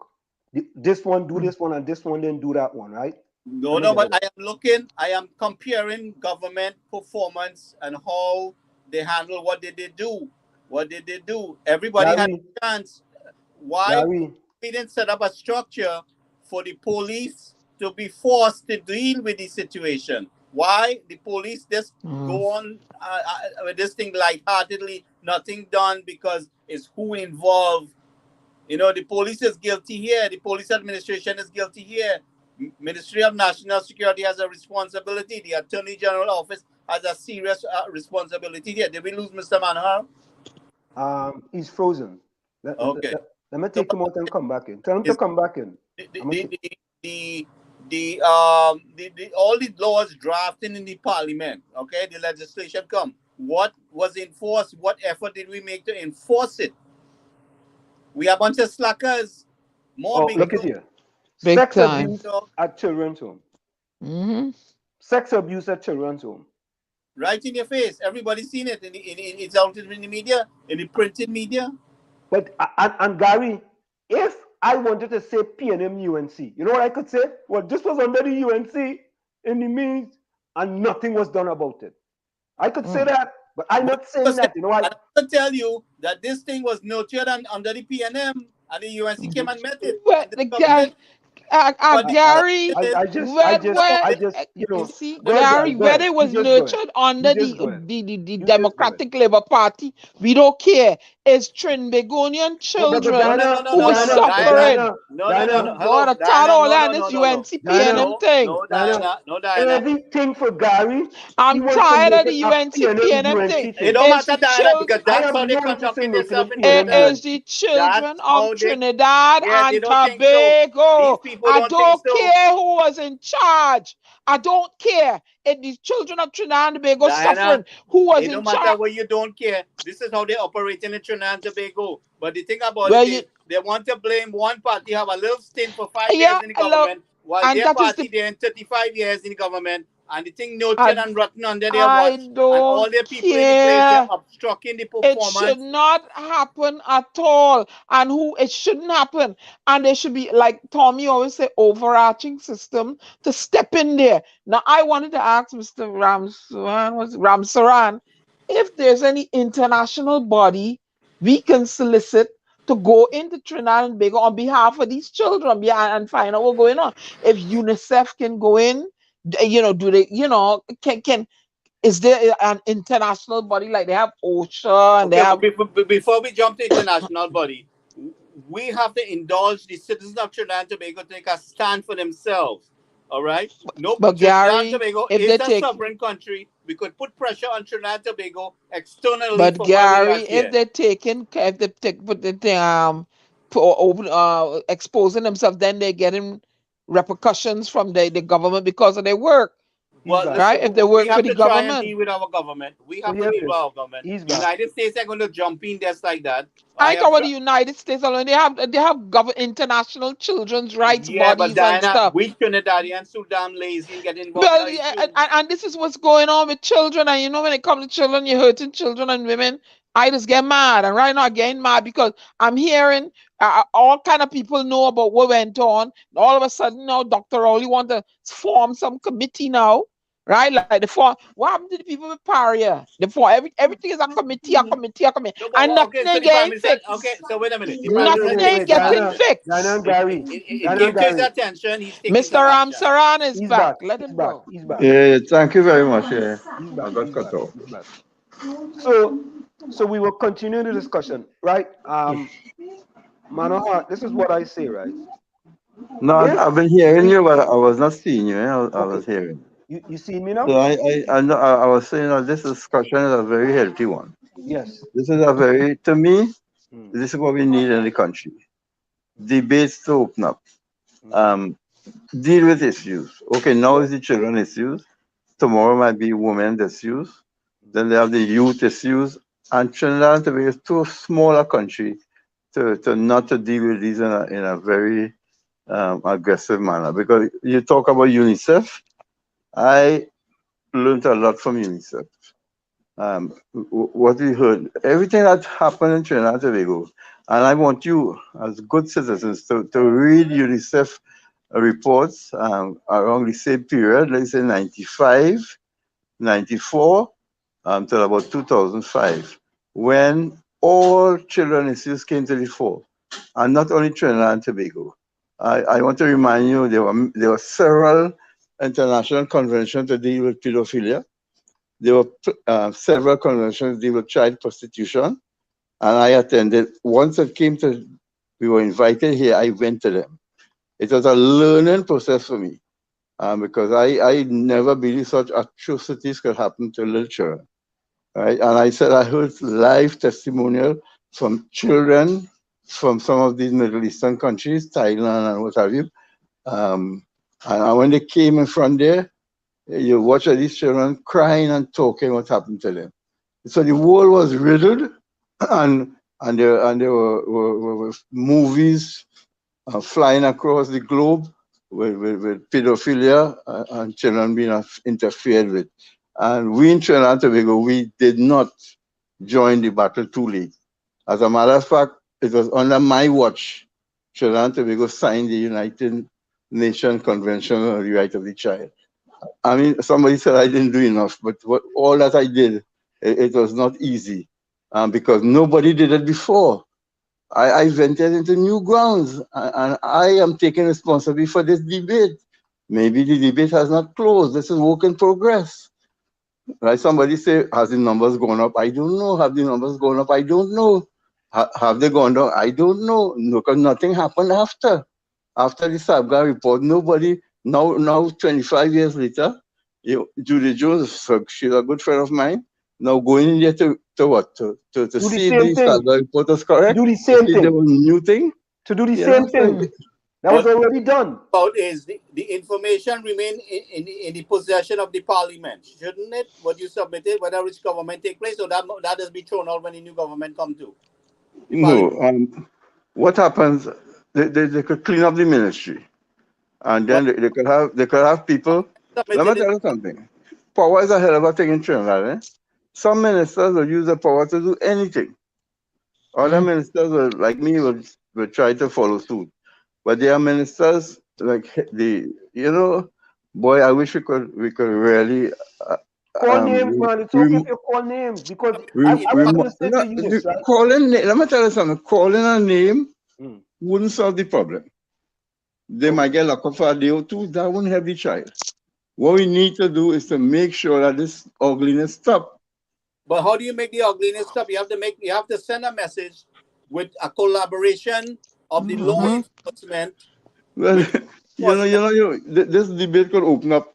No, but what I'm How many saying, mothers we are in Trinidad today? Oh God! And one mama said you could send them to hang, and nothing happens. The numbers do not drop. Interdiction and jail maybe are not the answers. I'm not saying they are not the answers. Murders, crime every day, right? And all over the country, different murders. Children are being murdered. People don't. What to answer the question? People won't be scared. the response of the police is very poor.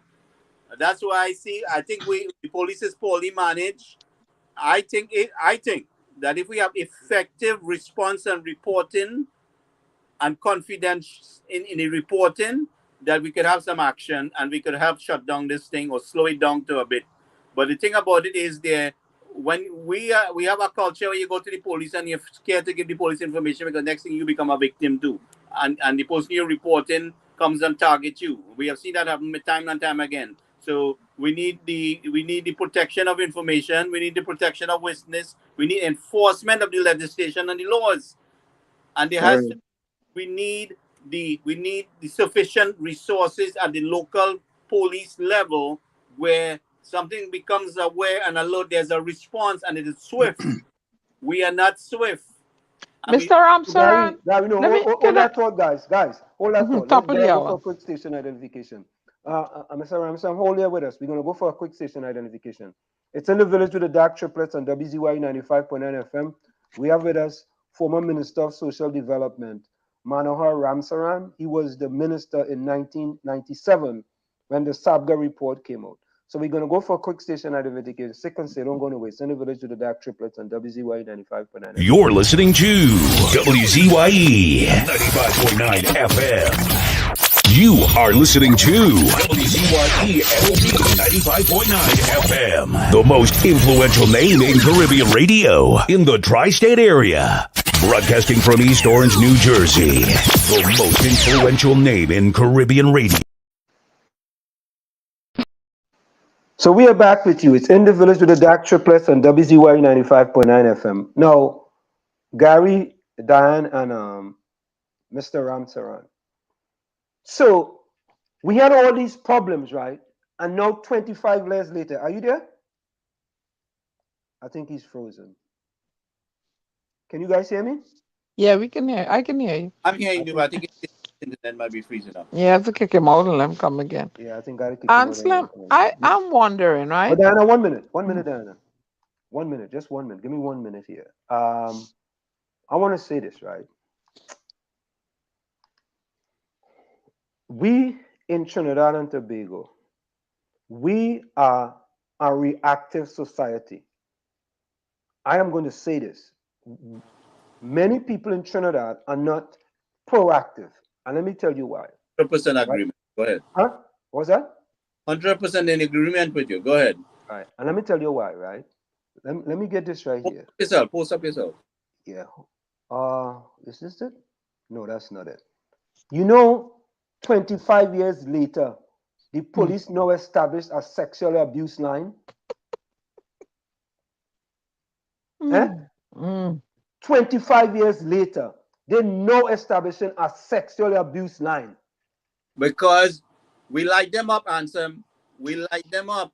Tune on the side here that if they feel they got manipulate and dominate the information there, I want the people to know that they can come to us with it.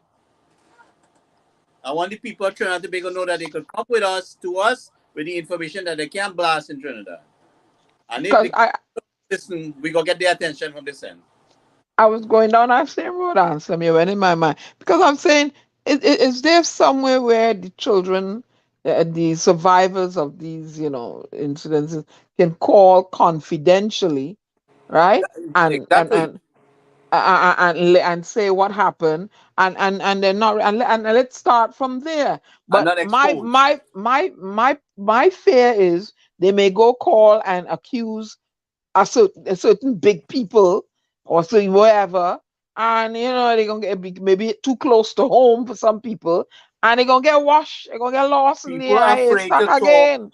They're afraid to talk because they're gonna get lost again. The people within the system is involved. The people within the system, within the justice system, with the police is connected, and how Mr. Sabga well, saying, you know what you should do, Ansem?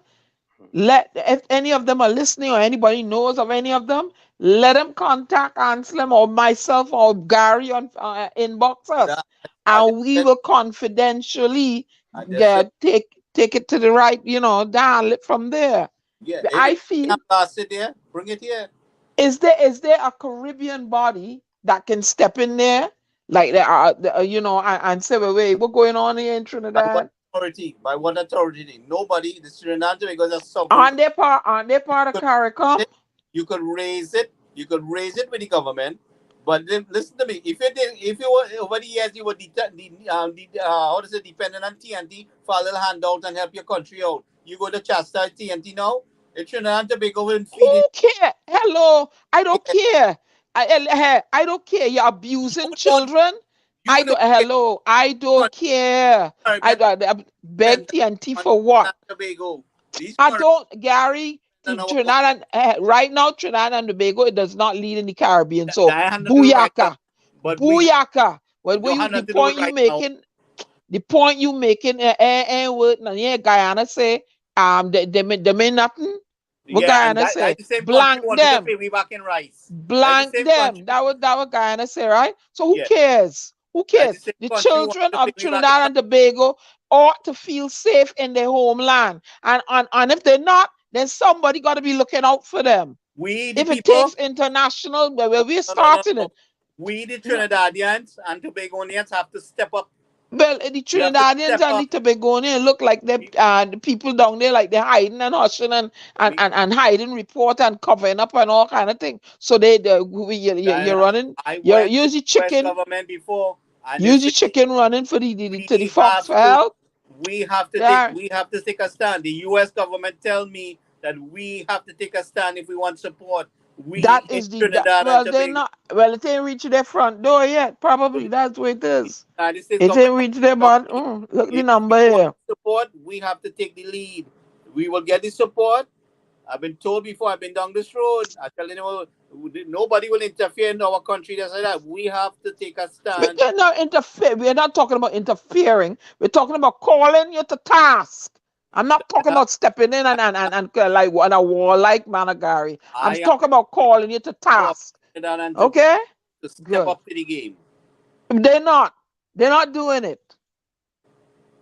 Don't tell me that you're part of a CARICOM, a CSME market and a CARICOM community, and I can't call. Hello, what's going on with the children down there? Why the other 9 or 10, 11, how many of them? What's going on with the children? What happened with Sabga report? All we people was landing up in Barbados. Did Mia Motley really chastise Trinidad and Tobago? Maybe you all know she tell Dr. Rowley one-on-one. Really? Right? What was done? She ain't do I it was public. trying. We I didn't have a conflict guarantee there. you she asked him a question. Diana, I guarantee you Mia Motley asked he a question or two. Mia Honorable Mia suck Motley. up. That's what she did. She suck up. What she what? She what? She suck up to him. She didn't stand up Suck and say, up to who? she Hello? helped You, me. hey, hey, hey, She hey, helped you me. mashing my She corner. helped Suck me. up to who? She Suck helped up to me. who? But she You suck real, up to you Trinidad don't, and Tobago government. you Black and don't white to them. know Mia Motley, Gary. You don't know the Honorable Mia Motley. Suck up to Nah, who? Suck nah. up to who? Because Who? Brownie would not continue this nonsense they were doing so Gary, far. Mia Motley will not suck up to anyone. Not that Honorable Mia Amor Motley. Yeah, Trust me when I tell you so, eh?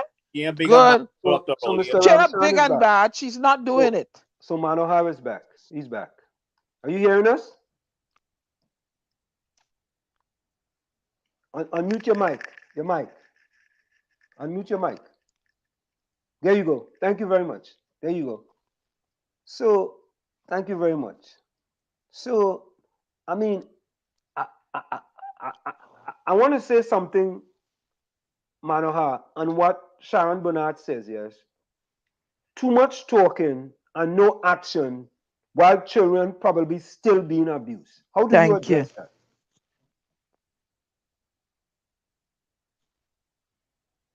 He's muted. You're muted. Unmute. Unmute. I cannot. Yeah, there you go. He's still muted. I still think he muted. He's low. Mm-hmm. Let me tell him. Like they hijacking mic or what? Nah, I can't unmute it. I cannot unmute him. He has to unmute. Your mic is muted, Mr. Manohar. Can you have somebody help? Are you hearing us? His mic is still muted. Let me see if I do this. Not hearing you. Can you send him a message? Somebody else. Oh, you can send him a message. Me, I don't have contact. Gary, send him a message now. Tell him we can't hear him. Gary, tell him we can't hear him. Stand by, I'm doing that. Okay, all right. I'm just going to remove him for now. Mm-hmm. Yeah, so I agree with Sharon. You know, it's while it's probably still. What happened to them 3 girls? What happened to them 3 girls that run away from the home the other day? Why they run away? Exactly. I always tell people, right? Children, they will disagree with you. I want to do my chores. But they don't extricate themselves from situations if they're happy. If they're happy, and then, they might run by their friend. I want to go lime for a day. They want to go here.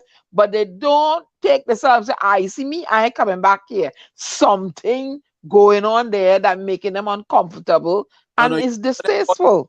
Them boys who got gunned down, they got gunned down because they want them to... Are you hearing us? We are not hearing you. He's still muted. Oh, boy. Yeah, I got to find a way. I can unmute. Once you mute yourself, I can unmute you. Are you hearing us?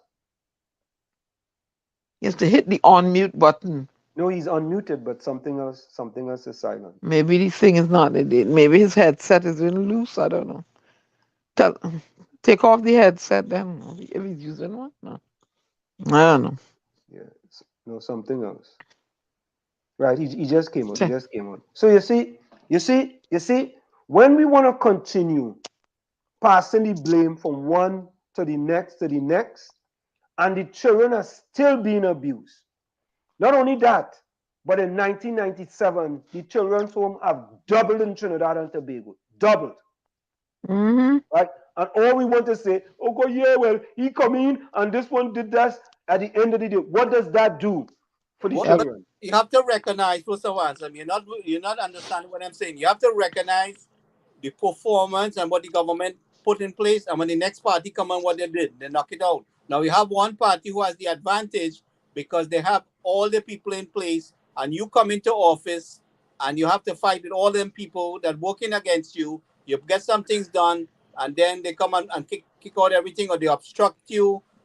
But what I'm saying here, what the point I want to get across here is when the information is brought to the government, what happens to the enforcement part of things? That's a good question. That's a good question. That's what we need to talk about. That is He's what we need to back. talk about. He's Can back, you hear us, Angela. Manohar? Yeah, I'm hearing you. Are you Okay, hearing me good. now? Yes, we hear you now. Good, we hear you Okay. now. All right. So Thanks. here's a question that Gary asked, which I think is a good question. Gary, you can ask the question. So my concern, Mr. Ramsaran, is that when the information is brought to the parliament, I am concerned about the enforcement part of it, where the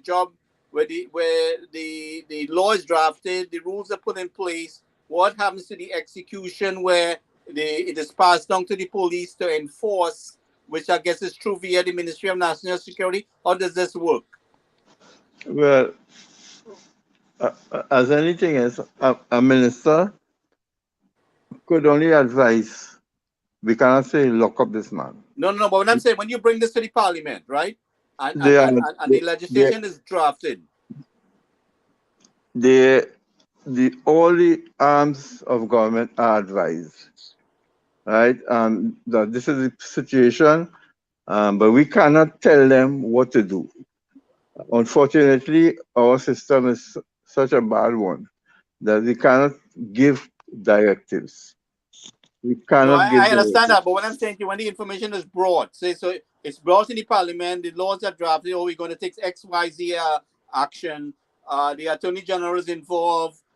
At what stage now does this pass down to the police that we No, want certain actions and certain almost things? immediately, almost immediately.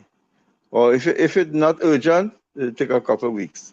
But once things are urgent, it will be Like sent something in directly. this aspect here where we're dealing with this All incident. right. All right. For example, in Parliament and in Cabinet, there's a Minister of National Security. So he's the one supposed to fast track things. We won't direct him to fast track it, but he's supposed to really want to fast track things. Right, so it's brought to the parliament attention, the legislation is drafted, certain things are put in place, and the enforcement part. So the Minister of National Security now deals with the getting the Police. enforcement done. Yeah. But listen to this, right?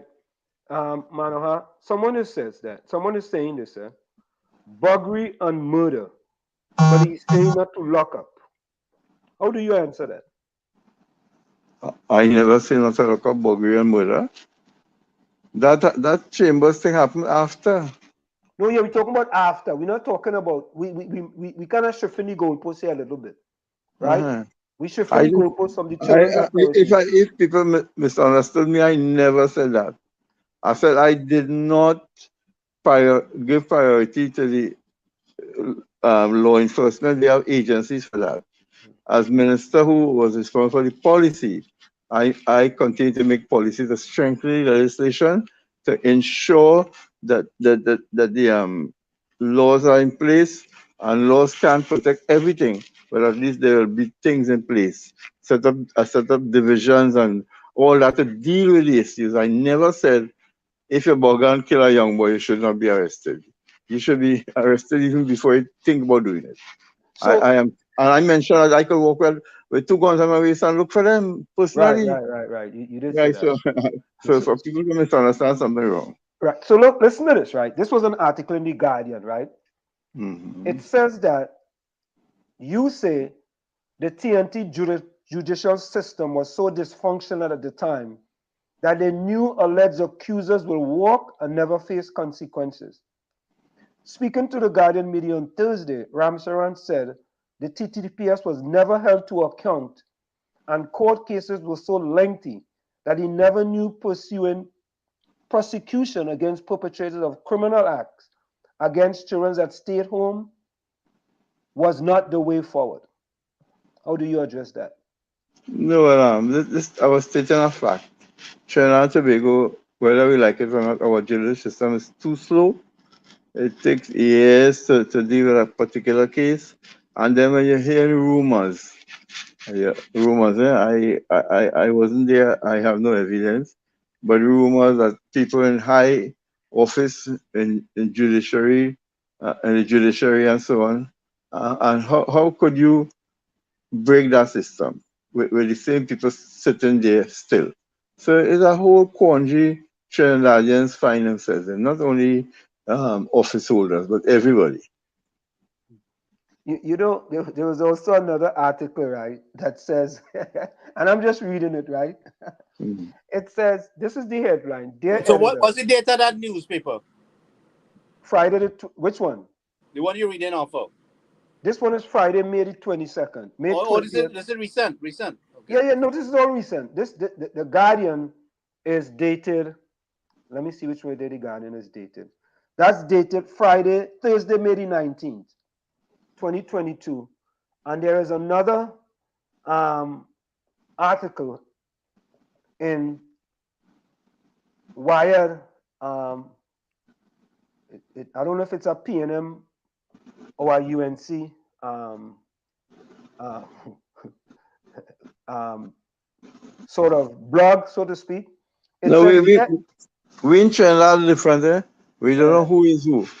Unlike America, I have those to the left and those to the right. we have Newspapers. a lot of pips in Trinidad. The Trinidad, everybody pretend to be fair. So there it says here, dear editor, UNC must apologize for response to 1997 report, and Ramsaran should be charged for misconduct in public office. I'm just reading what it says. You see why I was raising the issue before? Go ahead. No, I'm just reading it. It says, to say that the UNC's government answer to the sabga report on abuse of children was to develop a suite of children protection legislation is simply a cop-out for not dealing with the criminality that the report revealed in a gory and sordid detail. And it goes on to say, the failure of then Minister of Community Empowerment, Sports, and Consumer Affairs, Manohar Ramsaran, in reporting the matter to the police, has given refuge and solace for the abusers of the children for over 2 decades. And let me say this, right?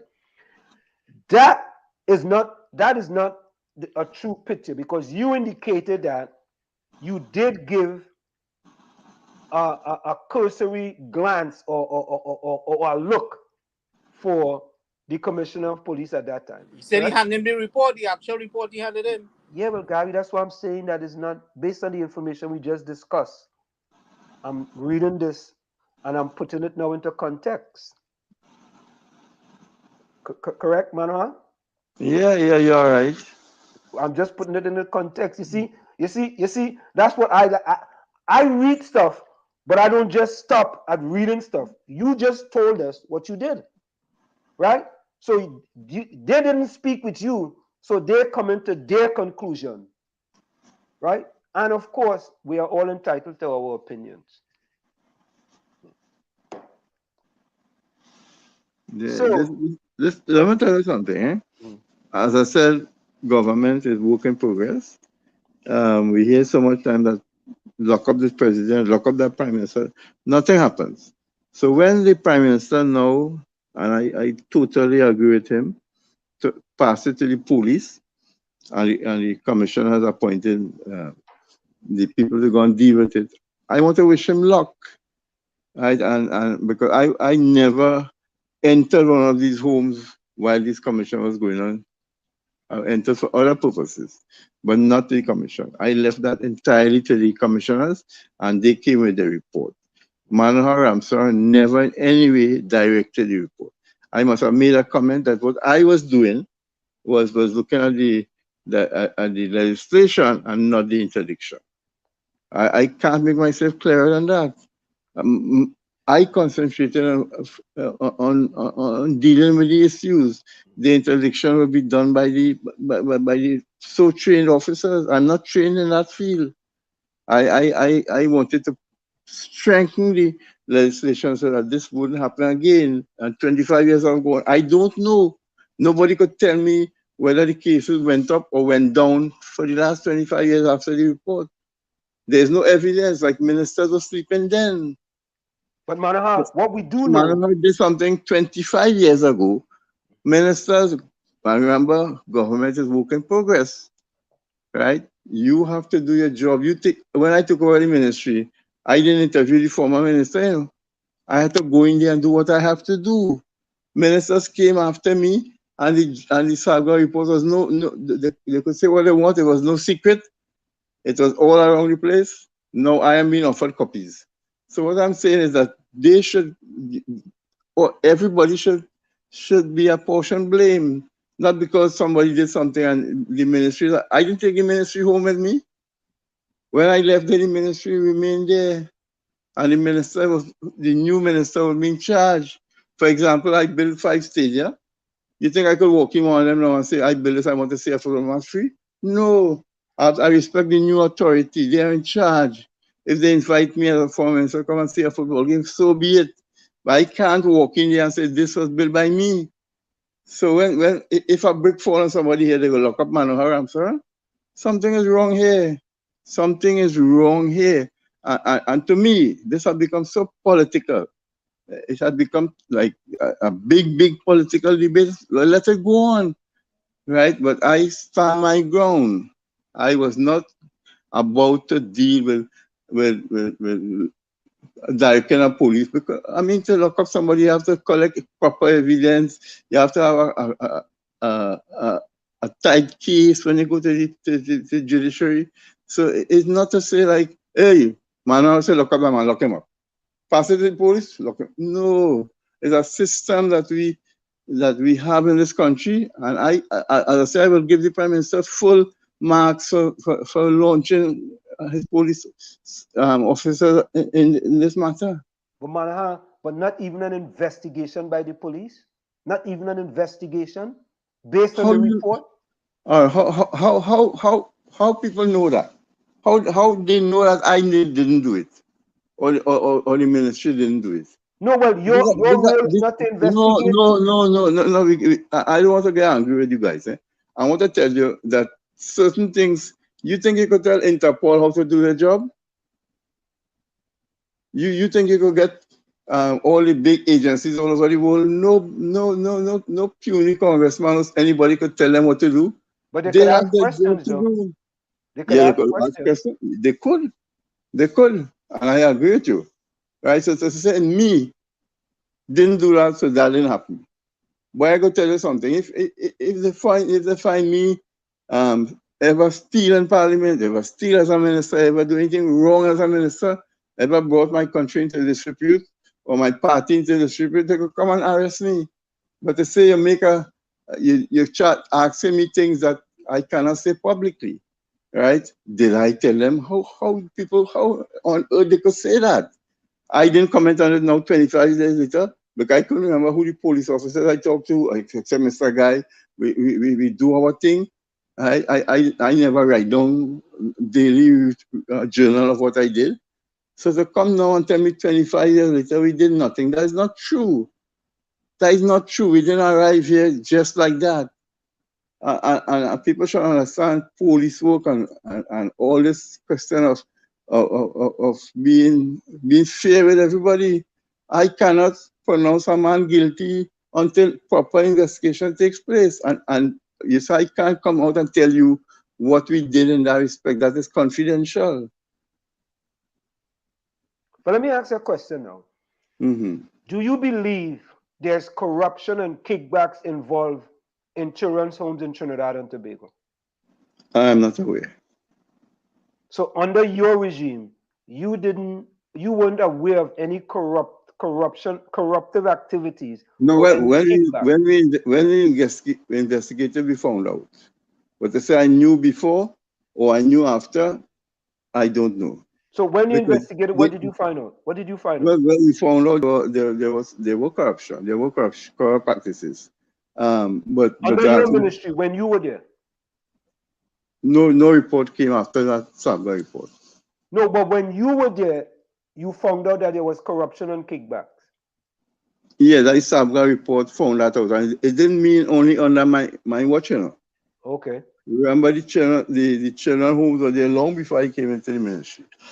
Okay. I hope you get my drift. No, I understand. It didn't start in January '96 when I assumed being minister. Right, or December '96, whatever. But how come you didn't stop it though? You didn't make efforts to stop it. To stop what? The corruption and kickbacks. Well, how you know that they didn't stop? What Mama, evidence is there? I'm No, asking you. no. You see, we are being facetious.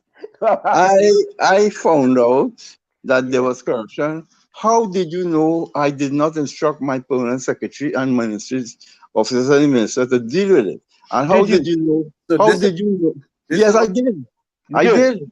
You Yeah, did. well, let me tell you something. Running a ministry internally is different from coming in public and say everything you do. Right. If you check back record, Manohar Ramsaran was the least talkative minister.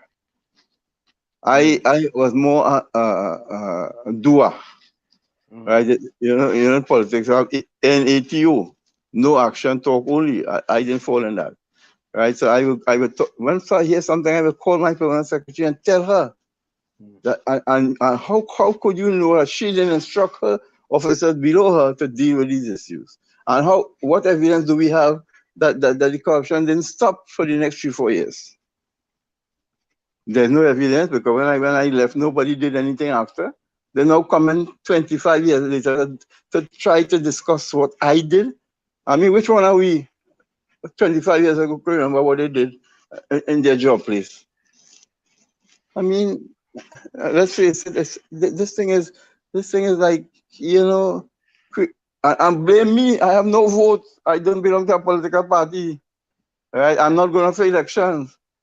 Somebody said they go fire me. Fire me from what? You understand what I'm saying? Yeah. I already fired myself. I am home.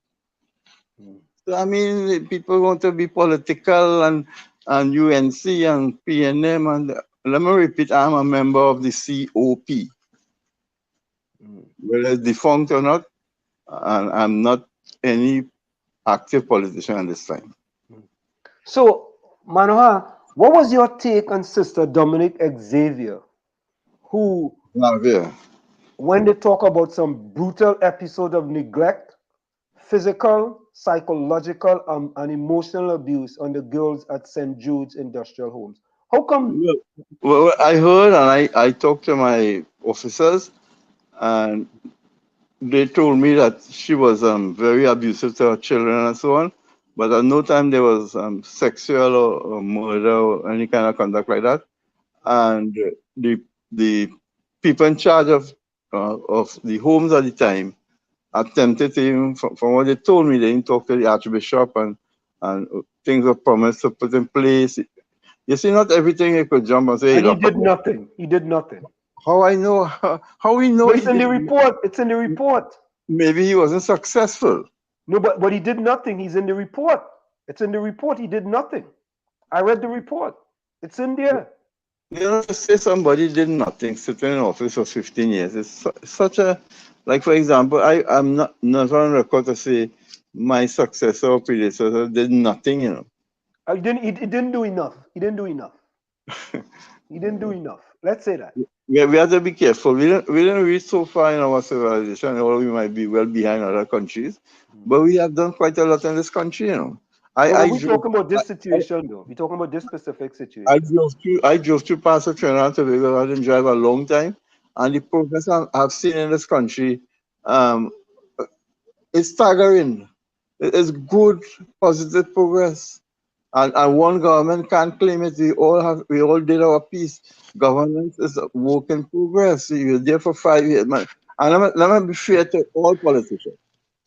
You're elected for 5 years. You take a year to settle in. So basically, you have 2.5 years to work, and then after that, you have to start to ring the election bell. You have to account to your party, what you did, why you must be re-elected, and so on. And politics is a wicked. You don't have 5 years at all. You have 3 years maximum to run a ministry. So the system we have, and I mentioned it earlier, if you go day by day, you have so much things to do. Right?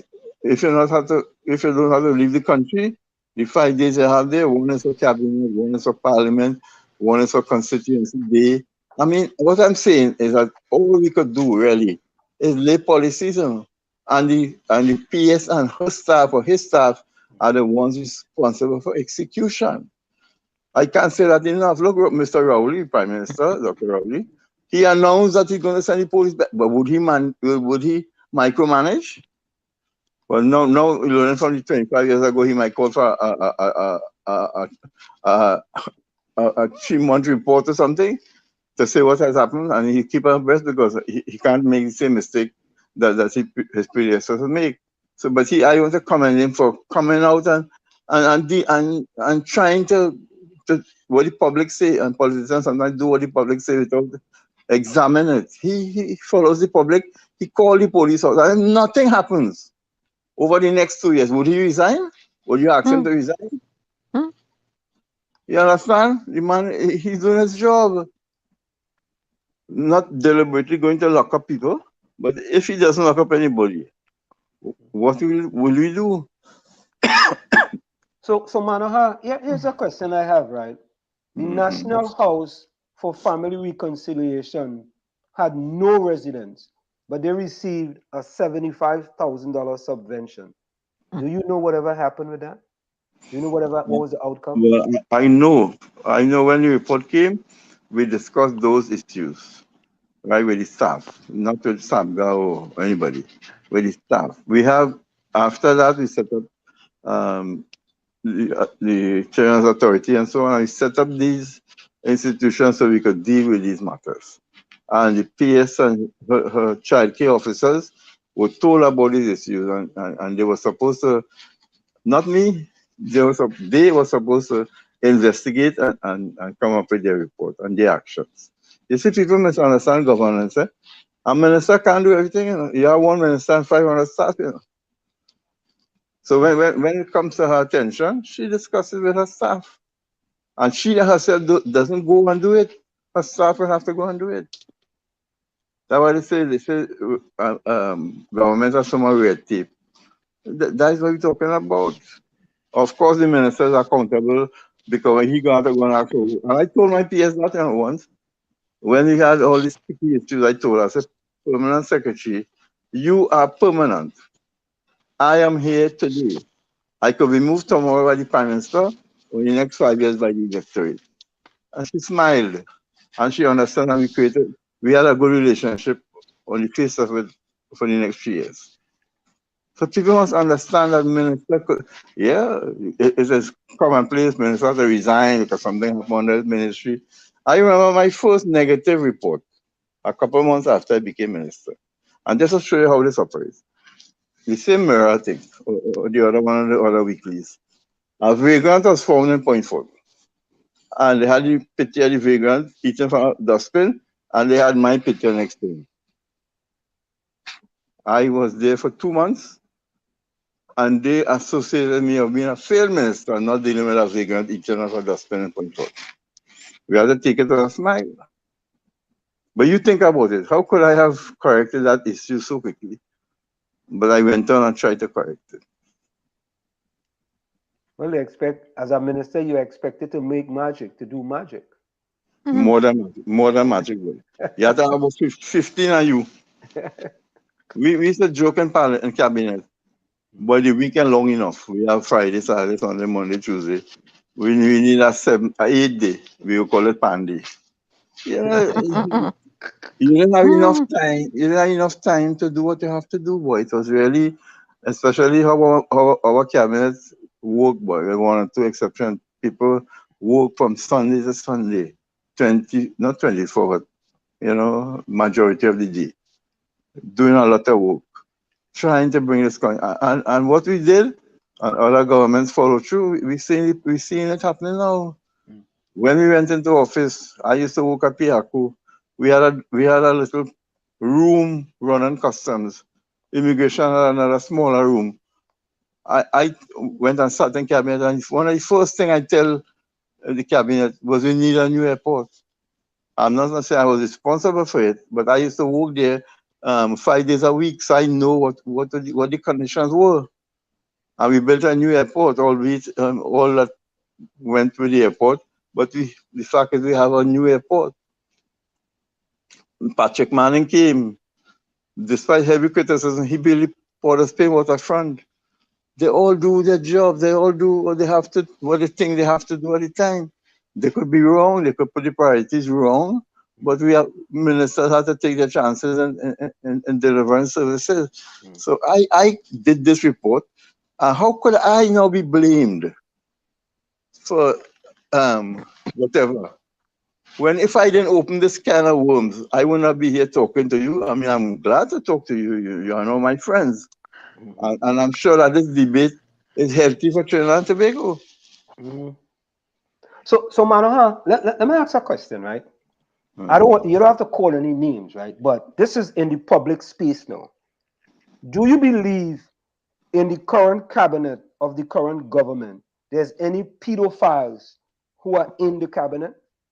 You know, I was supposed to ask the person who made that statement, you know. I didn't get around to doing it. But I hope that person has enough evidence to say so. And I don't believe people make reckless statements like that. You know, so I won't deny it or doubt it until I get more information. You see, you see how I think? I won't answer you directly. I want some more information. And I make up this. I was supposed to call the person and it's with me. Right, to find out if there's any truth in it. We share knowledge. Yeah, because people want to know if I'm not telling anybody call any names. I mean, but the people of Trinidad and Tobago, I don't care what party it is. Forget about party. The people of Trinidad and Tobago want to know. Are you surprised there are pedophiles in the cabinet? No, you don't have to answer. No, but I don't know. If you read the newspapers all over the world, yeah, and I know you did a lot of research on this topic, what I've mentioned in Tobago. But if you peep into those bigger countries, big city life and so on, pedophile. When I came into office, I didn't know there was something like pedophile. First time I heard the term, I went to I always do. When I hear a new word, I go to my dictionary. When I check it, I say, wait, what are you talking about? And then you start to hear about movies that are specially made for pedophiles and shipped all across the world. I want to tell you, I was a customer, as I said before. I examined a package from a high person because we were not supposed to. High person in government? High person in government? Let me tell you. I was not supposed, custom not supposed to open my package that has a diplomatic pouch, right? But how we operate in post office, the postman will come with the package and cut it. And when he cuts it, then we examine. But as he cut it, I say, hey, you're not supposed to open that, boy. That was from one family of an ambassador in Trinidad and Tobago. I could call it one of those European countries. A big package come like Canada. You talking about Canada? European. God, Diana, so it's opened by accident. No, it opened by accident. I'm trying to help you with your geography. No, Diana, you didn't get the story. Oh God. Go ahead. Yeah, Diana, you open it. So when we open the package in error, right? But when we are not blind, we see what is hard in there. It's that every sex object you would dream of. And also there was in those days those big reel. We had no video and things. Those big reels that you put on a player or something. Yeah. VHS, maybe reels. The big reels. Before VHS, but I older. Before VHS. So when I saw the package, I sent for the contraption that will show this thing now, because we had in the office. Boy, it was pedophile. But I didn't know this was coming from an ambassador in Europe. Yeah, his family sent it for him, was friend or somebody. And he was ambassador in Trinidad. Right. So ambassadors package in those days were not supposed to be open. But the ambassador wasn't Trinidadian. No, of course not. Okay. When he heard, I called him. Or we posted the little card that when a package was lying in the post office. But he was shocked that he didn't get it. Because it was supposed to go to him without. So he came in. When he came in, I threatened him with a serious fine. I said, we know we're not supposed to open the package, but we opened it. So I had to lie a little bit. I said, we had evidence to open it. I can't tell the man we opened by mistake. We got lost the case. So he said, but the man started to cry, he started to sweat all behind his head and thing. But we seized it. Eventually, we seized it, and we didn't give it to him. Was that the only one? Was there any others? That's the only one I saw. I don't like to hear more stories. I saw this, and the first time I see children acting out a blue movie. It was. And that was in the real. That was in the real. That was in the real. So I tell you, this is something happened 1 year, boy. Maybe none of you was born as yet. This happened around. I joined customs 71. This happened about 78. 78. So it was happening long time ago. But that was this is a disease, boy. And let me tell you something. I tell you these things so you'll understand. People who do these crimes, you know what? One of the first things you learn about pedophile, a child wouldn't go to somebody he or she doesn't know. A child won't go to somebody who is ugly and hideous. They go to handsome men, right? Because they're afraid them now. You know, the trust, physical trust. And then these people misuse the children and break their trust in human beings, right? So pedophiles are nice people. There might be none of us. There might be none of us and be more handsome and good looking than us to get the trust of the children. But Manohar, aren't you guys complicit now in allowing these activities to go by? I never allowed these activities to go by. Look, I could have made another decision with the case of the ambassador, but I was a little brave, Since young, I was a little brave. I could have given him the free that he could report me, you know. But I said, no, I'm seizing this. Do what you want. But the poor fella didn't do anything. But other people could have gone to the head of the ambassadors union association and have me get in trouble. But I did my job, and I'm that kind of person. I do my job. I will not say I was negligent here in any custom, but I did my job in the custom as efficiently I could have done. 26 years I spent here. And my story is an open book, you know. You could send people here, investigate everything I did. Look, I built 5 stadiums that worth some millions or billions, and nobody, including the PNM, accused me of misspending. I built those stadiums within budget and within time. Not a controversy was heard at all. Except maybe people outside of my merit. I can't talk for them, but my hands are as clean as they come.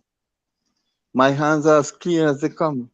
And which project in Trinidad and Tobago you heard ever in your life come within budget and before time? I was given 7 months of Billy Stadium because the FIFA World Cup was supposed to start in 2001. And I completed that project on time. And when I say of course it had the public servant, but we used to be meeting like every month because we had a deadline, right? And it work is much different than the task report, right? So I push it, and I pushed it until it was built on time. But Manohar, let me ask you a question about that, right? Because I'm involved in track and field. Those tracks that you put on at Otto Bolden Stadium and Mani Ramjan Stadium, it is my understanding that those were not really running tracks, they were more jogging tracks, and they were put on to make the stadium look nice. And most of those tracks are in total disrepair today. And it's my understanding as well that many athletes, you know, have been injured running on those tracks because it was really not a so-called running track, but more of a track for people just to jog on and during that World Cup to make it look good. Is that accurate or inaccurate? They look good part. Well, I want to agree with you, but a country the size of Trinidad and Tobago, Hazy Crawford Stadium was more than adequate for athletes because we don't have the numbers. One Manohar, one track for the whole country. No, one complete track for international events. Yeah. Yeah, but the other tracks, yes, I know. I got report about it that they were not top class quality. But whenever we get a chance, we change them. You're right in that. I wouldn't deny that. You're right. But we had a deadline for the football, right? And the Hasty Crawford Stadium was, if Trinidad will host any international meet, it will be understand to be held at the training facilities, the other four. Okay, all right. Yeah, we are cricket grounds in Trinidad, but we play test matches. The same concept. Okay, yeah. I heard that, and it was amazing because when I come to Trinidad, I used to go and train on those tracks, and when I'm finished, I used to get my knees to hurt me, my shins used to hurt me, all kind of things used to hurt. Yeah, I wonder. Yeah, they told me it was, but it looked nice though during the World Cup, man. The track looked really nice. You guys did a good job. It looked real nice. And that was the end result, right? I made the point. I built those stadiums. You think I could walk in there and say I want to see a football match free? I can't do that. I have to respect the government in office. That's why I say the government in office is the person in charge of what happens. And if they investigate and they find the former minister culpable of a crime, report him.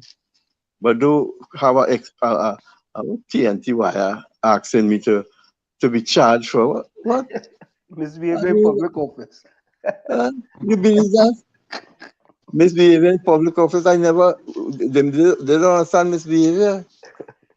Sometimes they had to write something, but also people in the chat are saying I am not agreeing with them. I read that post, that one, but maybe I missed that one. Yeah. It's in Wired 868. Yeah, I read it from time. I read it from time to time. Right. Notskick is saying, I never hear anything bad about Manohar, truthfully. Thank you very much. Yes. Thank you very much. You know what somebody told me this week? Hinduism believe that we believe in karma. And what you do here, you pay for it right here. You have to go heaven or hell, right? But if you live a good life, there's something called moksha, or eternal happiness. And if you are a good person, a good man, a good human being, you wouldn't have to go through karma. You wouldn't have to go through another karma to pay for your sins and so. Two people, not too young, about 50, say, Mr. Ramsaran, we have something to tell you. We were discussing you. I said, boy, you discussing me? Why so bad, boy? He said, you ain't coming back. You're going straight to eternal peace. So I was these two young fellows, very young, 50, very young to me. And I didn't comment. They say they observe my life, they observe how I live and what I do, and they wish me, and they know that I won't have to come back to pay for any karma. And I think I live my life. My wife and I, we went to, if you see my forest here, we had a Hindu function that ran a bit late, and we go to everything. Maybe people don't know my wife. My wife was senior public servant, retired in the judiciary. Maybe they will get some secrets from. She works in judiciary. And she also is a very good singer. She sings chutney Indian songs locally. Manohar Ramsaran is her name. I'll show you her name. And we have two children. One is a doctor in Biden's country, Delaware. And one is one of the leading TNTech is about 4th or 5th in rank. And one thing I teach them to be honest. I teach them not to interfere with other people's property. Even when they walk, people meet me on the street. They say, boy, your son is an angel. And I feel proud. That didn't happen by accident. That happened by design. When Mandela visited Trinidad and Tobago, I digress a bit, but that's all right. That's all right. When Mandela came to Trinidad, one of my heroes, I followed Mandela, I read about him, I admired the man. He was coming to Trinidad and he was having a lunch with the president, dinner. But I didn't get an invitation. So I started because I said, wait, boy, why me get an invitation? What are you talking about going to dinner? And me, I can't say nothing. All ministers going to meet Mandela. So around 1 o'clock in the morning, big bacchanal by me, siren, woo, woo, woo. About 4 police cars come to deliver 1 letter. Like they were double checking and they remember they didn't invite me. But my mind was already turned off, I'm not going. You know, they come and I walk out the house in a short pants. I walk out. At the same time, they arrested a couple of ministers for corruption. And I am walked out. And my 2 sons, they were about 18 and 19 at the time. They peeping from up. They sleep upstairs, I sleep downstairs. They peeping from upstairs, and then they come down. They come to give me an invitation to go to Mandela's dinner. With all that racket. The whole village wake up. They take Manohar, boy. I'm joking. But everybody came out to support me. We haven't fight anything, but they came out. And they swam around, boy. I said, boy, invitation, they could joking. So then the police overheard the conversation. He said, Mr. Ramsaran, we really apologize. We didn't realize that we make such a racket. I said, oh, go hear this siren, boy. And I jokingly say too. My 2 sons come down. And that was around 1 o'clock, I told you. We talked for about 3 hours after. Say your dad is never afraid of police. Police come here, I come to take a drink with me, or come to reminisce with me. Your father would not do anything to shame you. I wouldn't do anything to shame you. You are my children, your future is in front of you. You will not inherit your father's sins. I told them that, and that's how I live my life. One is a doctor, as I said in Delaware, he's a pulmonologist. He won't do the lungs and things. And his plate was full over the last 3 years with COVID. He was in charge of a hospital COVID center in Delaware. Right now he's moving back. He's moving to Jacksonville within the next week or so, because he said, Dad, boy, I can't take that cold way. So he's going back to Jacksonville. My other son, as I said, about 4th or 5th in line in TNT. And nobody in Trinidad and Tobago could say, I bribed Mr. Ramsaran to get a connection or this or that. That is how they were trained. And I'm proud of it. On that note, someone says, bless you, Manohar. Another few puzzle pieces in place. He said, but anyhow, he said you should still call names. The countries need to know what you call names to satisfy a few people. The names will call soon. You'll see them being handcuffed and carried to court. And the person also says, who will have the courage to stop these children being raped and killed? Boy, I wish I had the authority. We need the police to do their job. We need the police to have a mandate. Yeah. We need the police to have instructions. That's why I congratulate Rodney. I don't normally do that, but I congratulate them for doing that. I mean, maybe that was too little, too late, though. And that was political. No. Let me tell you, you think these people who committed these atrocities lived in peace over 25 years, the last 25 years? Don't you think they were worried someday somebody would take them? Do you think they were prisoners in their own right? Their heads were in prison? But they still continue their behaviors, though. You could live with that crime for a day? Yeah, they live with 25 years? You think they would really care about that? Boy, you don't know, boy. Sometimes in your dark hours, you're alone in bed. You know what you're doing now. You ever heard the story about Hans Booth? I didn't know about it back then, but I heard about it lately. That's something to do with the botanical person from the botanical gardens. Remember, boy, the stories I heard today about a senior retired zoo operator who feeding them animal and things. It was not just abuse, you know. But Booth is dead and gone. We can't really call his name. Abusing the animals or people? No, people. Oh, okay. Yeah, I'm say no more. Yeah, I'm say no more. It was terrible. And those persons are still alive? No, Hans Booz, No, not Hans Booz. I know about Hans Booz. The other people. boy, he was, they were in this pedophile ring. That's the only face they see. Them fellas, when me and you train, we turn up, them fellas awake, you know. Boy, I tell you, I won't say I was glad. I say I was fortunate to learn about the behavior of people. You know what two of my very good friends called me and tell me?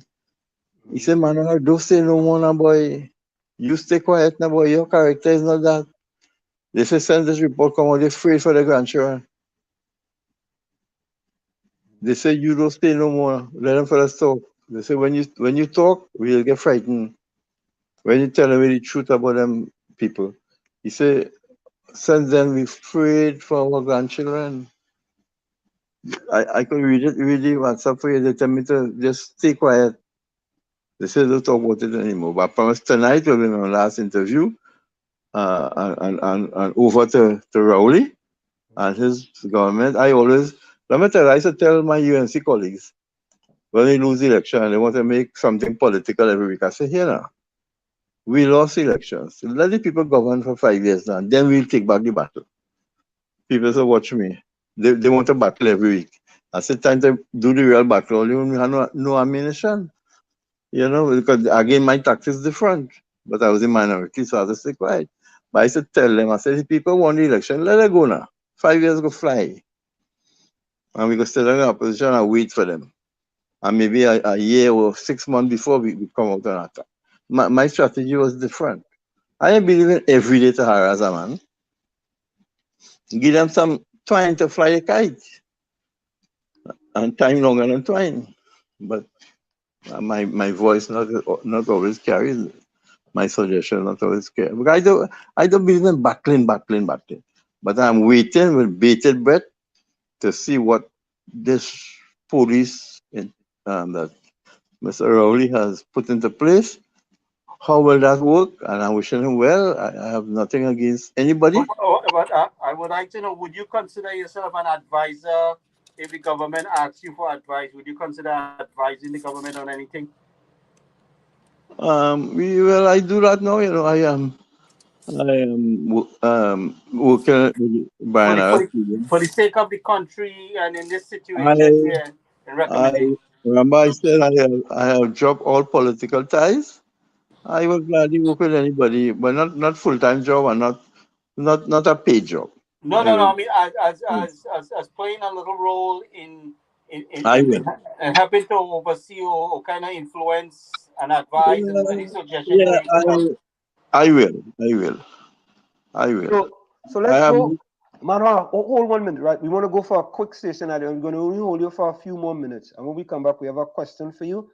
And then we're going to close up. And we want to thank you so much. But we're going to go for a quick station identification. It's In the Village with the Dark Triplets on WZYE 95.9 FM. We have with us former Minister of Sports and Minister of Social Development. From 1997 onwards, Mr. Manohar Ramsaran. Stick and stay. Don't go nowhere. We'll be right back after the show. You're listening to WZYE 95.9 FM. You are listening to WZYE 95.9 FM, the most influential name in Caribbean radio in the tri-state area. Broadcasting from East Orange, New Jersey, the most influential name in Caribbean radio, WZYE 95.9 FM. We are back with you. It's In the Village with the Dark Triplets on WZYE 95.9 FM. Now, here is a question. I really enjoyed the station. It was interactive. It was informative. And before you ask the question, you know, maybe not only Trinidadians, but it's hard to be accepted for speaking the truth. People believe you should speak what they want to hear. People believe that you should cover. You're getting criticized, so you pull back and say something they want you to say. And I believe this destroys a society.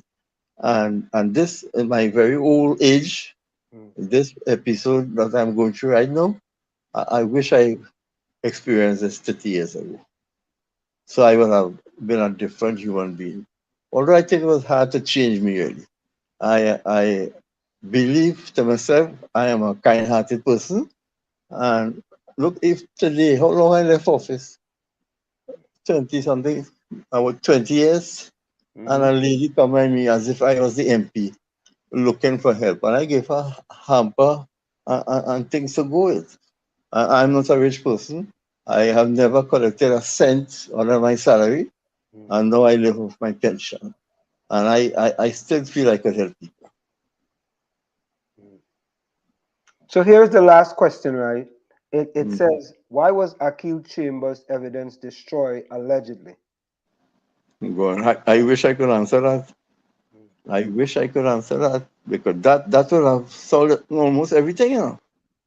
You know, sometimes you want to catch something, a big fish, you're fishing all the time, and when they catch it, it break the hook and it gone. That could have solved everything. But again, I nearly called him, you know. Just imagine the caliber of people who were in that ring. I mean, it is unbearable. So when you think names are going to be called in this situation, and when do you think names are going to be called for people to be exposed? Because nobody wants to call names, so people just keep on doing as usual, and young people are suffering because people are afraid to call names. I What don't, is names going to be called? I don't think people are afraid. You know. I am not afraid. But you see, the society we live in, half of the people hate you, and half do hate you. So you walking on the road there, and you might mash your best friend political cord, and hit you a blow behind your head, and you found dead at the edge of the road. So we live in a society that they believe nonsense. I would listen to some political meetings, and the kind of things people have been told, and they are roaring and cheering. It bothers me. So really and truly, this kind of politics that we have, it is not mature enough. And not the politicians, the followers. The followers, you know, what Marxists call it, opium of the people. And in the old days, the free religions, the opium of people, now propaganda. Sometimes there's no truth in what politicians say. Sometimes there is truth, but we could hardly decipher the difference. And they woke up the crowd and all that. And so we live in a society because I'm no longer a minister. I have not seen a policeman close to my house maybe years. So we are unprotected. Not that I'm scared, but I mean, to die like that for talking the truth. I mean, Christ did it, but I can't do it. So, Mr. Ramsaran, we want to thank you so much for taking this time. We kept you here a long time, and you told us a lot. And we want to say thank you so very kindly for taking this time to join us here in the village. Any closing words before you go? Yeah, it was a pleasure, as I said before. I think you handled this interview maturely. I mean, you could hear that which side of the fence you might be on, but that didn't affect your qualities. And I really like to talk to people like this. And there was no shouting down on your guests. And it was really pleasant. And I hope you continue this kind of work. You might get the best answers with good questioning.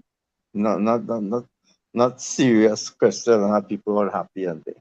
So I want to wish you well. Anytime you want to talk to me, feel free to talk to me. I'm not on this issue now. Talk about how children lose today. You go talk about some sports. You go talk about some sports next time. Mr. Ramsaran, when I visit Trinidad, I'm going to come and give you my famous googly and see if you could bat it. No problem. Maybe now I can't because I could hardly see it too far. But no, it was really, let me tell you, as I mentioned before, Jasmine Sami, when I became minister, I used to have an annual game. One day put aside to win ball cricket for the girls. And those days that I met Anissa Mohammed and Aguilera and all these girls who come on right by me here to play one full day of women's cricket. And I enjoyed the company. And of course the boys on the other side. So we saw a day of fun with all a team from Northeast, South, and at least 4 teams on 8 boys and girls. So I always encourage people to play sports. Oh, So you say you again, like to hit balls for 6, so I want to see you bat my googlies when I spin them. Yeah, Google is a good boy, but unfortunately I could read them well. Oh, so No, Mr. Ramsaran, we want to thank you too. before you go, Mm, I used to make one little quote in my speeches. mm, Sport is the best social development tool there is. correct. Sport is the best social development tool there is. I want to tell you about my own life. I used to think I was a good cricketer in my teens. I played cricket with Theo Coffey and Donald Rampisoon and Bernard Julian and those guys. All them And guys I know. I never used to eat pepper. Mm, Because somebody say you can't eat pepper because you get short-winded and thing. And I banned myself from eating pepper. In an Indian home, I banned myself from eating pepper. And I took it seriously until I started to work in Port of Spain. I started in Treasury, and my boss told me he can't give me time off to go and play cricket. But I was so angry, I stopped playing cricket.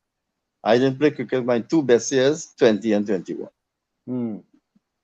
But so what? They block one way, another way open. So anyway, thank you very much, guys. And feel free, my number is listed. I'm one of the few politicians, if not the only one, whose number was never changed, always in the TSTT directory. People for 5 years, well, I wanted to call you. I said, well, if you open the directory, I see my name there. I never changed my phone number, and I always had it public. So when you come to Trinidad and Tobago, you go visit me, and maybe we'll talk a little more. Yeah, I'll definitely share your number with them, Mr. Ramsaran. Thank you so much for taking the time with us here today. But are you the same person I know? Yeah, the same guy who invited you. I know, but I know you before. No. Oh, I no, that's not the same. I live in over here for about 40 years. So. Okay, but I knew somebody quite well who was a security guard with the same name, so I thought it was you. That's okay. All right, well, again, it was a pleasure. Thank you so much. Okay, Okay, take care. Bye bye. So, folks, I want to say that. Hey, I don't know why I wrong with Albert. You know. Albert, you know. I will join you guys back in about a few minutes. All right, let's go ahead. Okay. Albert says no. Ansem, call your PNM boys. Yep. Call them. Call them for what? Call them. What are calling them for? And let this investigation go on. Like call them. Not only as a what happened to the Paria committee? What's going on there? It's always committee. I mean, ain't nothing. What happened to the light when the lights went off? Committee. What going on? Something hand over in an envelope. Nobody ain't know nothing. Call the PNM fellas, man. Call them. Anna, look at next one of your friend come, Nizam Mohammed. But let me tell you something, Azam. You see this, what's the name of the nun? Xavier? She's still alive? I'd like to have a conversation with her. The one, she passed away, and her eulogy. Let me read it quickly for you. Hold on. Let me see if I have it here. Hold on. Any one of them. I would like to have conversations with people that are abusing children. Yeah, listen to this. Alleged. What? Right. This is Sister Dominic. Xavier was identifying the report of the 19th Sabga task force as the person who allegedly committed the most brutal episodes of neglect, physical, psychological, and emotional abuse on girls at St. Jude's Industrial School. Senior Xavier was not removed from the home then. She retired from the home in 1999 and died in 2020. On Sunday, March 27, 2022, the Catholic News published an edited version of a eulogy delivered in 2022 headline. Sister Dominic had an indomitable spirit. The eulogy said that from 1981 to 1997, Sister Dominic cared for many young women at St. Jude's a school for girls who broke the law of the land, expanding the institution and the minds and hearts of young women as they learn to discipline themselves by participating in holistic human development through music, including parang and the formation of a steel band. The following is an abridged version with the eulogy. Sister Dominic and Xavier have touched lives in one way or the other. She lived with a passion, and as she worked, taught, laughed, counseled, prayed, and played, she touched the lives of many who will never forget her for her care, love, scoldings, gentle words, smiles, jokes, boldness, and courage. She was a woman with a huge heart and an indomitable spirit. Sisters Dominic, Xavier, Annie, Sandy was born. Elena Hyacinth and Chadwick was born to Elena Hyacinth and Chadwick Sandy on December 16, 1936, in Constantine, Happy Hill, St. George's, Grenada. The first of 6 children. A Grenadian abusing Trini. Go ahead. Valerie Gibbs, USA, Joan Hyacinth, Grenada, and Sandra Alexander, Grenada. Janet Hyacinth and her brother, Andrew Hyacinth, are deceased. She often shared that her mother told her siblings to call her Queen, a title which she glorified. And it goes on and on. Why was she wanted to be called Queen? Yeah, she was called Queen. Something was wrong with her then. Something wrong with this was in Queen. the Express, May 20, 2022. You know, Anselm, when I hear this, right? I wish I did run into she. Yeah. I wish that it put me in that home and I run into she. Oh yeah. Oh yeah. The whole thing would have changed up. That's Diana Benskin. The whole thing would have changed up. I tell you. Welcome. The whole thing was gonna change up. Because nobody ain't gonna be bullying me. You're beating me at home and they move me from there and put me here and you doing this to me too. Diana, you want to hear the worst story though? Nah. Archbishop Pantin, God rest his soul, decided to do absolutely nothing about her. Absolutely the Catholic Church again. Absolutely nothing. The Catholic Church again. Keep on rolling. And them the Vatican and all of them, then I tell you that all of them they fund the slave trade. Let them keep on. Listen to this. The new Archbishop in 2022 gonna have an investigation into child abuse at any home that's run by the Archdiocese. And you know what they're gonna find? Nothing. You think them easy? You think them easy? They go find nothing, you know why? Because everybody gonna sugarcoat. There's nothing. And the poor children frightened to talk to anybody. But listen to this. The Jones report now. Do I have it here? The Jones report is now 300 pages long. The newest report. Do I have it here? Let me see if I have it here. The new report is 300 pages long. Anselm, look. Trinidad and Tobago, only listen to me. Eh? You don't need no report, Dr. Rowley, whoever in charge, whoever doing this. You need to go inside this place unannounced. Take these children one at a time, wherever, interview them, have them medically checked out, and see what's going on with them here.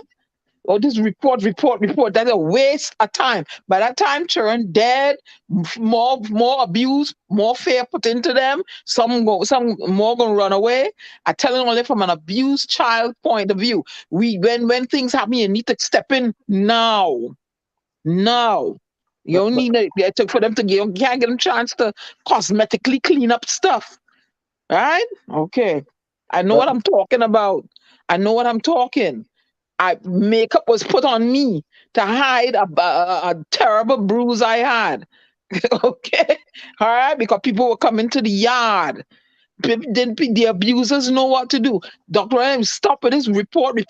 They need to walk in there with police officer, medical examiner, doctor, whoever, psychologist, people to take pictures one at a time and interview these children and see what they have to do unannounced. That's exactly. Don't listen to Diana. Don't listen to Diana. Listen, Right man. now they're sweeping up and they're cleaning up and they're putting things under the rug.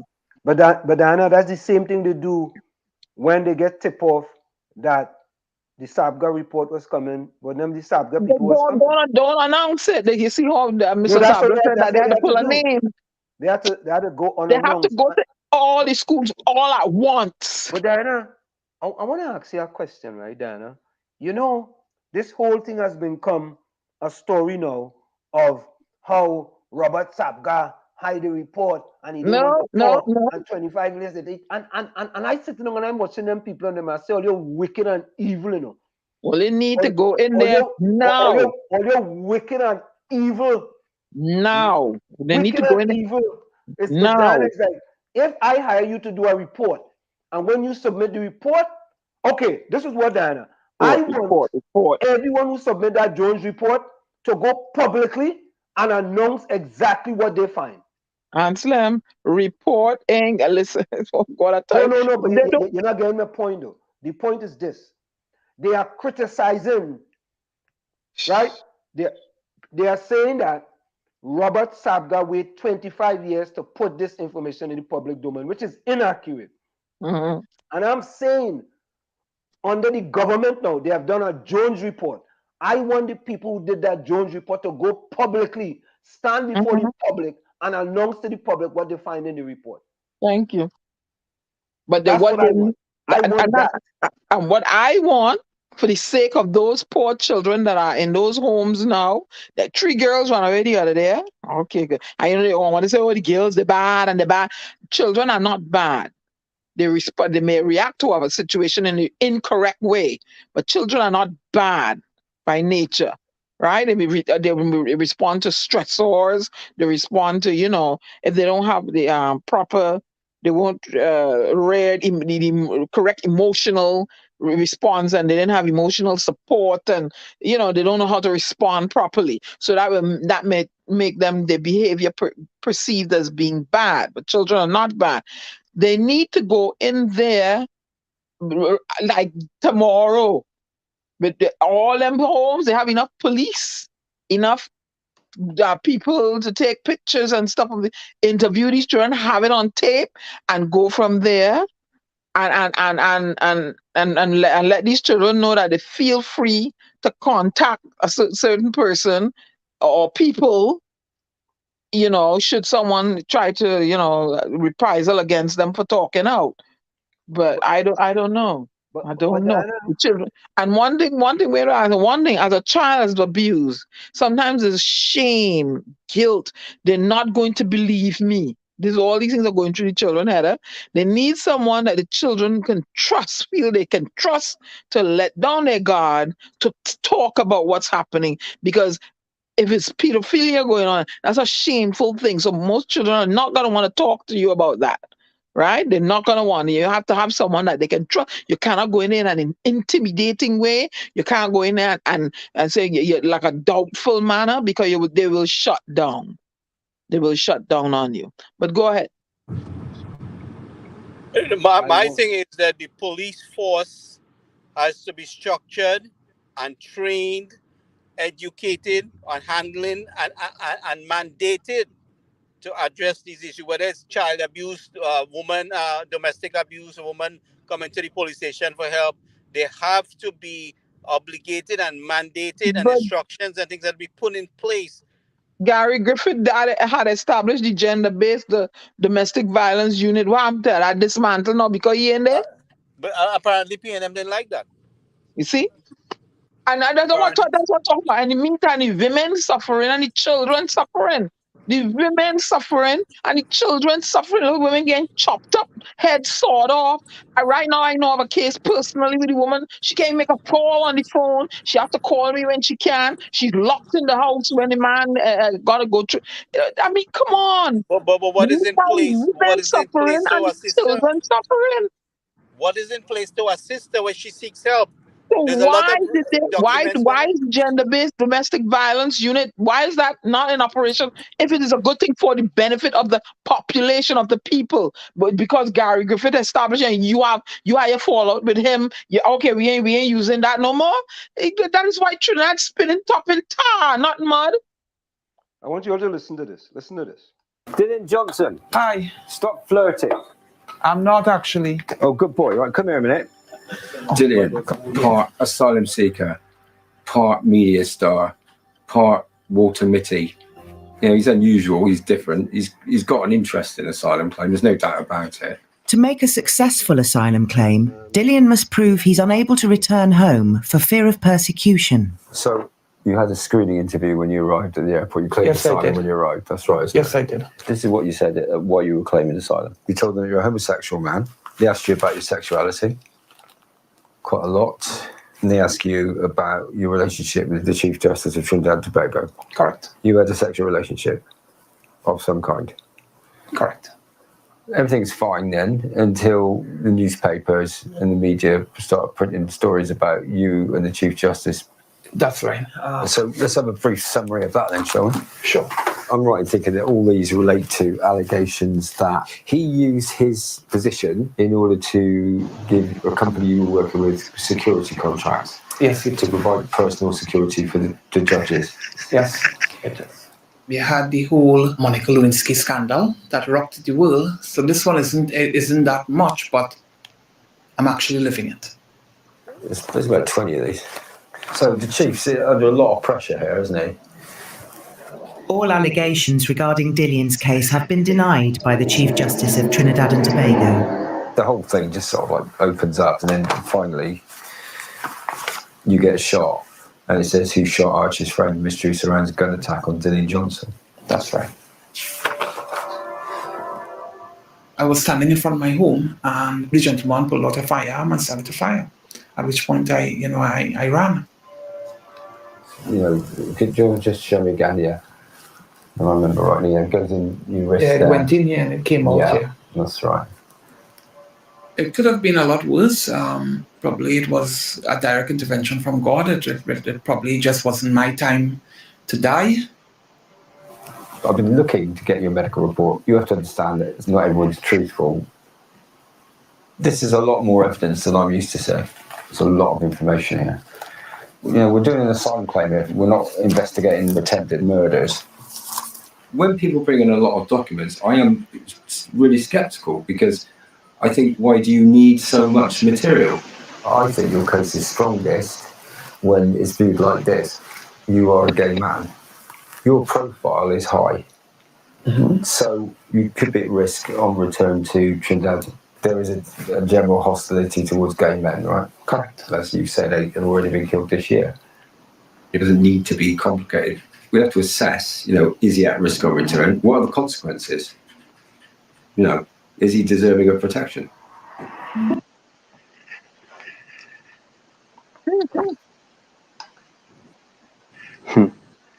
know, I thought that was an enactment. You know, I didn't realize it was a real actual thing. You know. I remember pictures with this guy taking a picture and putting it up on social media. Mm-hmm. Yep, I remember him doing some stuff. I didn't know, you know, see? So he had to prove that he's in danger.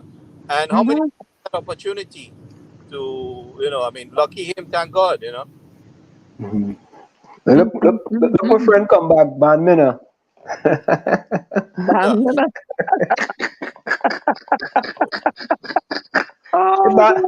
Ban Minna, how you going?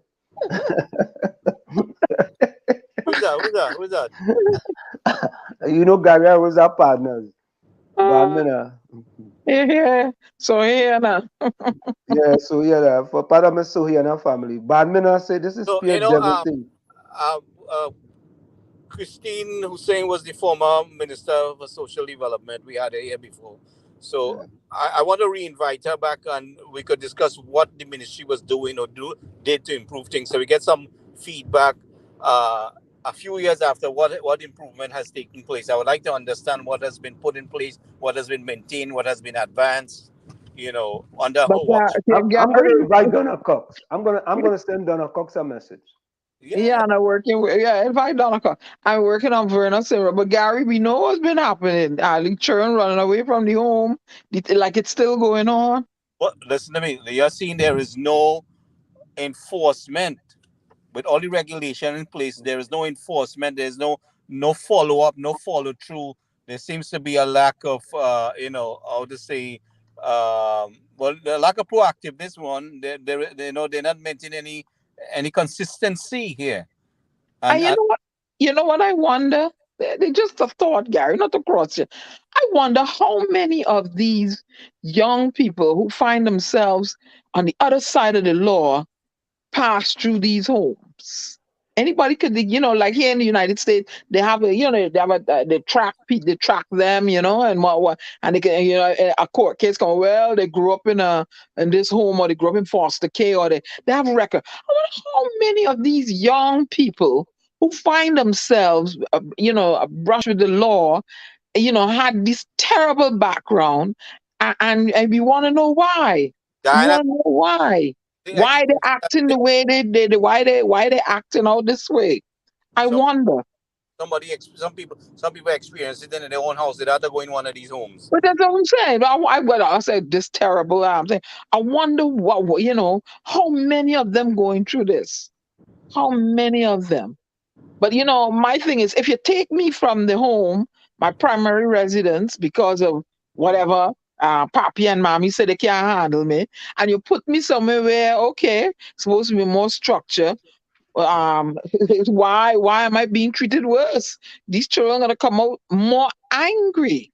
They're But if gonna be you more can't rely on the angry. government, if you can't rely on the government to protect you, But Gary, how me you can't rely on the government? Is all your movement from my house because mommy and papi say, or my guardian say I get in trouble. So when all they put me somewhere, you're all supposed to take care of me now. I'm not supposed to be in further danger. the So government I'm going to be protective angry. I'm government, gonna act out. your government is your protective Then agency. and the government ain't doing it. Them is what allegedly I hear. Let me use the word so I can protect answer my myself. Allegedly, there's a pedophilia ring going on, and if they're supposed to protect me, how am I? I'm gonna act out. It's not only in the government. I don't believe it only in the government. I think Allegedly, we don't know. We don't well, know. yeah, well, You know. I don't believe it allegedly All only. opinions and views expressed by the program participants, including those on social media, are solely their opinions and views and do not reflect the opinions and views of WZYE management and staff. Allegedly, yeah. Or look come after me, yeah. Right? So Hold on, Donna. Diana, hold on 1 minute. Tropics. Ulrich said Donna Cox not coming. So guys, Tropics, Nadia, Lana, Ulrich, Banmina,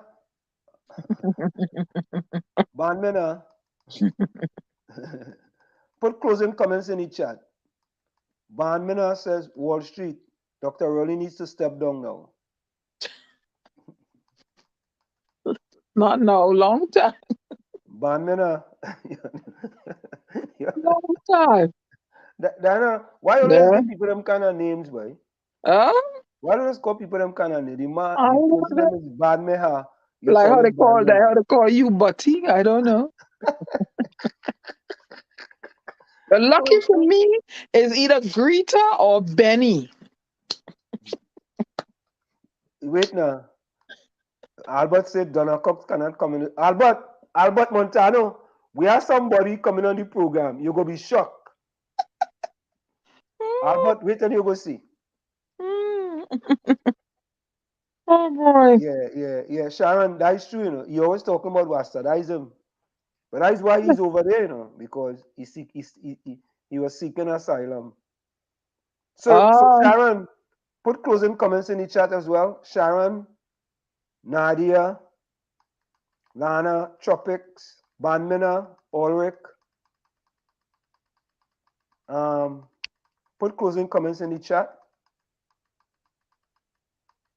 Yeah. Nizam, if you're still there, put closing comments in the chat. So, folks, I want to say this. You see, tonight we had a very interesting discussion with Manohar Ramsaran, and he took us back, and there's a lot of things that he answered, right? And we didn't get him to call any names, but we know there's an ambassador who was in Trinidad, and he used to get a lot of sex toys sent to him. We know that for a fact. That sounds like bacchanal, boy. we know some ambassador was involved with some sex toys. You think in Trinidad less than anybody or what? But boy, you know, that's kind of that you know, that is some kind of that madness, you know. Yeah. And you using your privilege, because if you put it in a pouch, nobody's supposed to open it, so you could bring anything into the country because you're an ambassador. Well. Boy, poor we. The world is sick. Yeah, but it's sick, boy. I'm glad I don't have any children, like I said. Trinidad and Tobago, but we have to step up and put enforcement and structure in place, and we got to get serious about it. But wait, Nadia agreeing with Albert, you know. She said Donna Cox not coming. Put some positivity out in the air now, man. If she come in, she had to come in a nice hairdo, weave. Oh God, you already talking about the woman weave. Let me see how good you answer. I'm trying to get Donna Cox in here. Who, me? Me trying to get Donna Cox in here. Give me your number, I go call you. I will send you the number. I sent it to you guys before. What? I sent I it. will call you. I will send you the number. You know me frightened to call none of them. Yeah, let me see if I have it on my phone here. So, folks, of course, I want to say again, thanks to all of you for joining us tonight. You know, this is a long one in the village with the Dark Triplets on WZYE 95.9 FM. And as I always say, you know, you don't have to see the full flight of the staircase. You only have to see the first flight. And remember, your life ends the day you remain silent about things that matter. And I'm looking forward to the internal election in the UNC, knowing that no one from inside the opposition right now can go and contest against Mrs. Kamala Prasad-Bissessar. Gary could say what you want. Diana could jump and try to touch the ceiling. They could try. Well, we all will continue the same, same old. That's it. So there's nothing. There is no restriction preventing them from trying. But if there's no restriction preventing them from trying, then why doesn't someone try? Why? Because they're afraid of reprisal. They have tried before. Dr. Mulilal tried. Christine Hussein tried. Basan tried. And they're still there, right? And they're still in the party. So what is it? I mean, when you get to a certain age, you need to, just hang up your guns and go home now. Just go now. Basan Bharat is kicked to the curb because he disagree. Just go now. You see, and that's why the country is where it is. They have those leaders have to go to their conscience now and say, you know what?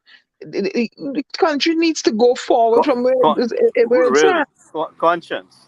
Yeah. Instead of voting, you need to vote conscience. I tell people in the next general election, vote conscience. Vote your conscience. Watch and see. All the mama guy and that is the problem. That's going to be a problem because you're constantly going to be the phantom fighting in the dark for things to change if people don't vote conscious.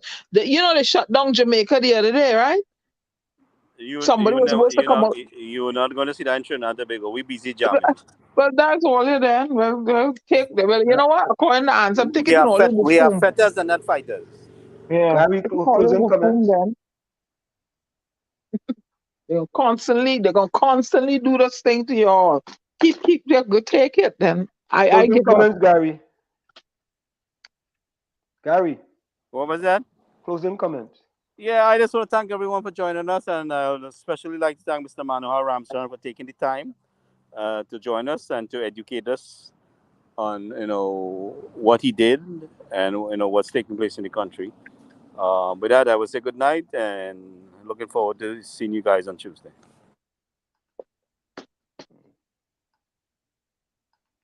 Go ahead, Anna. Go to sleep with a dream and wake up with a purpose. Diana Benson saying good night. So, of course, my good friend Albert Montano, all of a sudden, Albert knows all my good friends. And some good friends I speak and I share. And not only that, he says, Diana, don't get involved in Anselm old talk. He has protection. I don't know who protected me that way. Albert Montano wants to know if it's another Montano. Well, you know, Albert have plenty family, right? Albert, I feel you get inside information, you know. Anyway, Ulrich says, wisdom is the beginning of success. Help when you succeed, and humanity will thank you for it. Have a blessed evening, everyone. Thank you. Rajvi says, everyone, good night, everyone. Be safe. I know it's sad to hear these stories. We need justice, hopefully someday soon. Yeah, I agree with that. Someday soon. My good friend Sharon Bernard says, very good program as always. Good night and be safe. Justice for the children. Yeah. We need justice for the children. Albert Montano says, there's no ring in government. It is a culture. Oh God. Lana's closing comment is, very educational and informative interview tonight. Love you all. Stay safe. Thank you, Lana. Albert Montano says, Donna Cox cannot come on this program. I'm going to invite her. Yeah, we're going to invite her. And I'm going to record the call. Yeah, whoa, I did not know that happened to him. I saw him star. He's always talking about Wassa. Yep. Even Ulrich says, Ansem Donna Cox not coming. Ulrich, how will you know that? We can invite you. I don't even know if I talk to Donna Cox yet. Diana sent her official invite. I will be picking up the phone and calling her. And you know me? In writing. I call and she first. I'm frightened not to tell you to No, send it in writing and then follow up with a call. Hey Gary, let me do my thing now. You try, you boss in your house, not here. So good night, folks.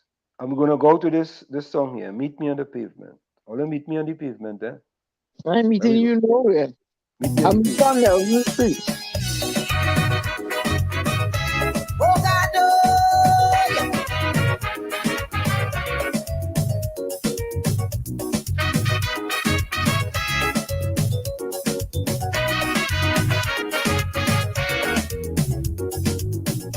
first time I agree with something Rowley say.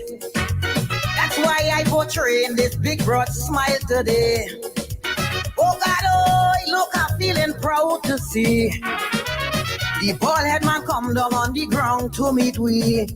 But wait now, it's not we come to meet.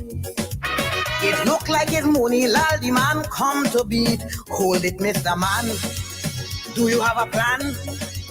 Indian, don't use fist. We'll chop you until you piss.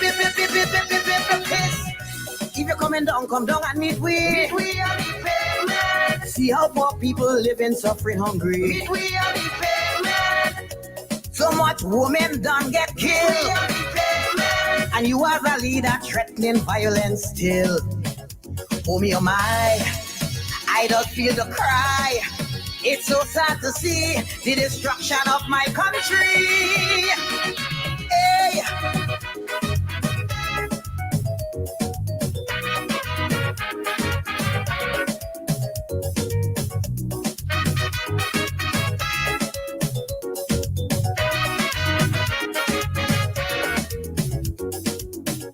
Trials, tribulation, take over my land.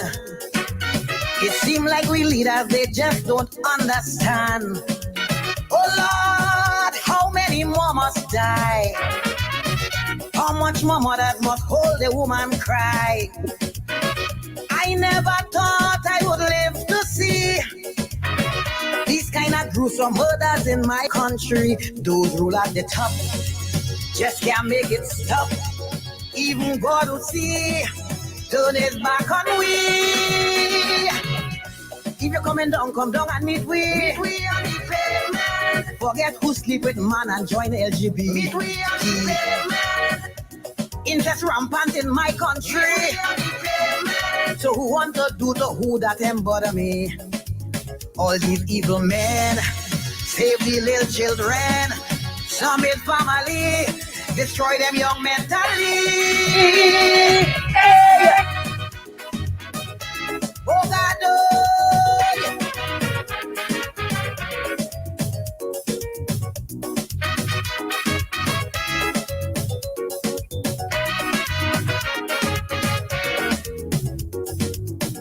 What kind of animal lives in my country? Everything has changed, it's not as it used to be.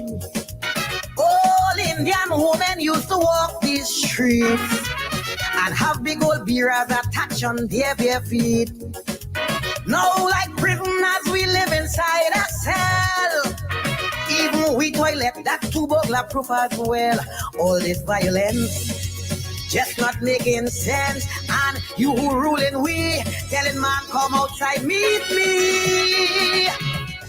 If you're coming down, come down and meet we. Meet we on the pavement. Put on some street clothes, check homeless families. Meet we on the pavement. We have a whole pitch lake down in La Brea. Meet we on the pavement. And have the worst roads in the whole Caribbean, I say. Yet it's plain to see, we still live in harmony. No matter what they throw at we stand firm for we TNT. Hey!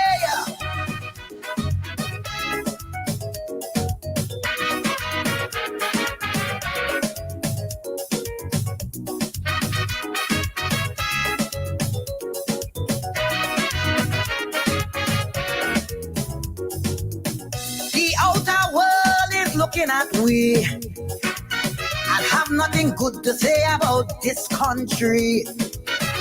Telling the people do not come here. It have too much murdering everywhere. The tourist industry on a big time low. Some Trinidadian afraid to go Tobago. Tobago was nice. Such a paradise. Girl, I am so sorry for the crimes no plague your country. If you're coming down, come down and meet we. Meet we on the pavement. Make sure your people in Tobago feeling happy. Meet we on the pavement. If not me, it's Tobago. Say meet we on the pavement. Since you in power, nothing coming their way. Watching you real strong. He could swim real long. Why everyone could see he from the Black Panther family. Oh God.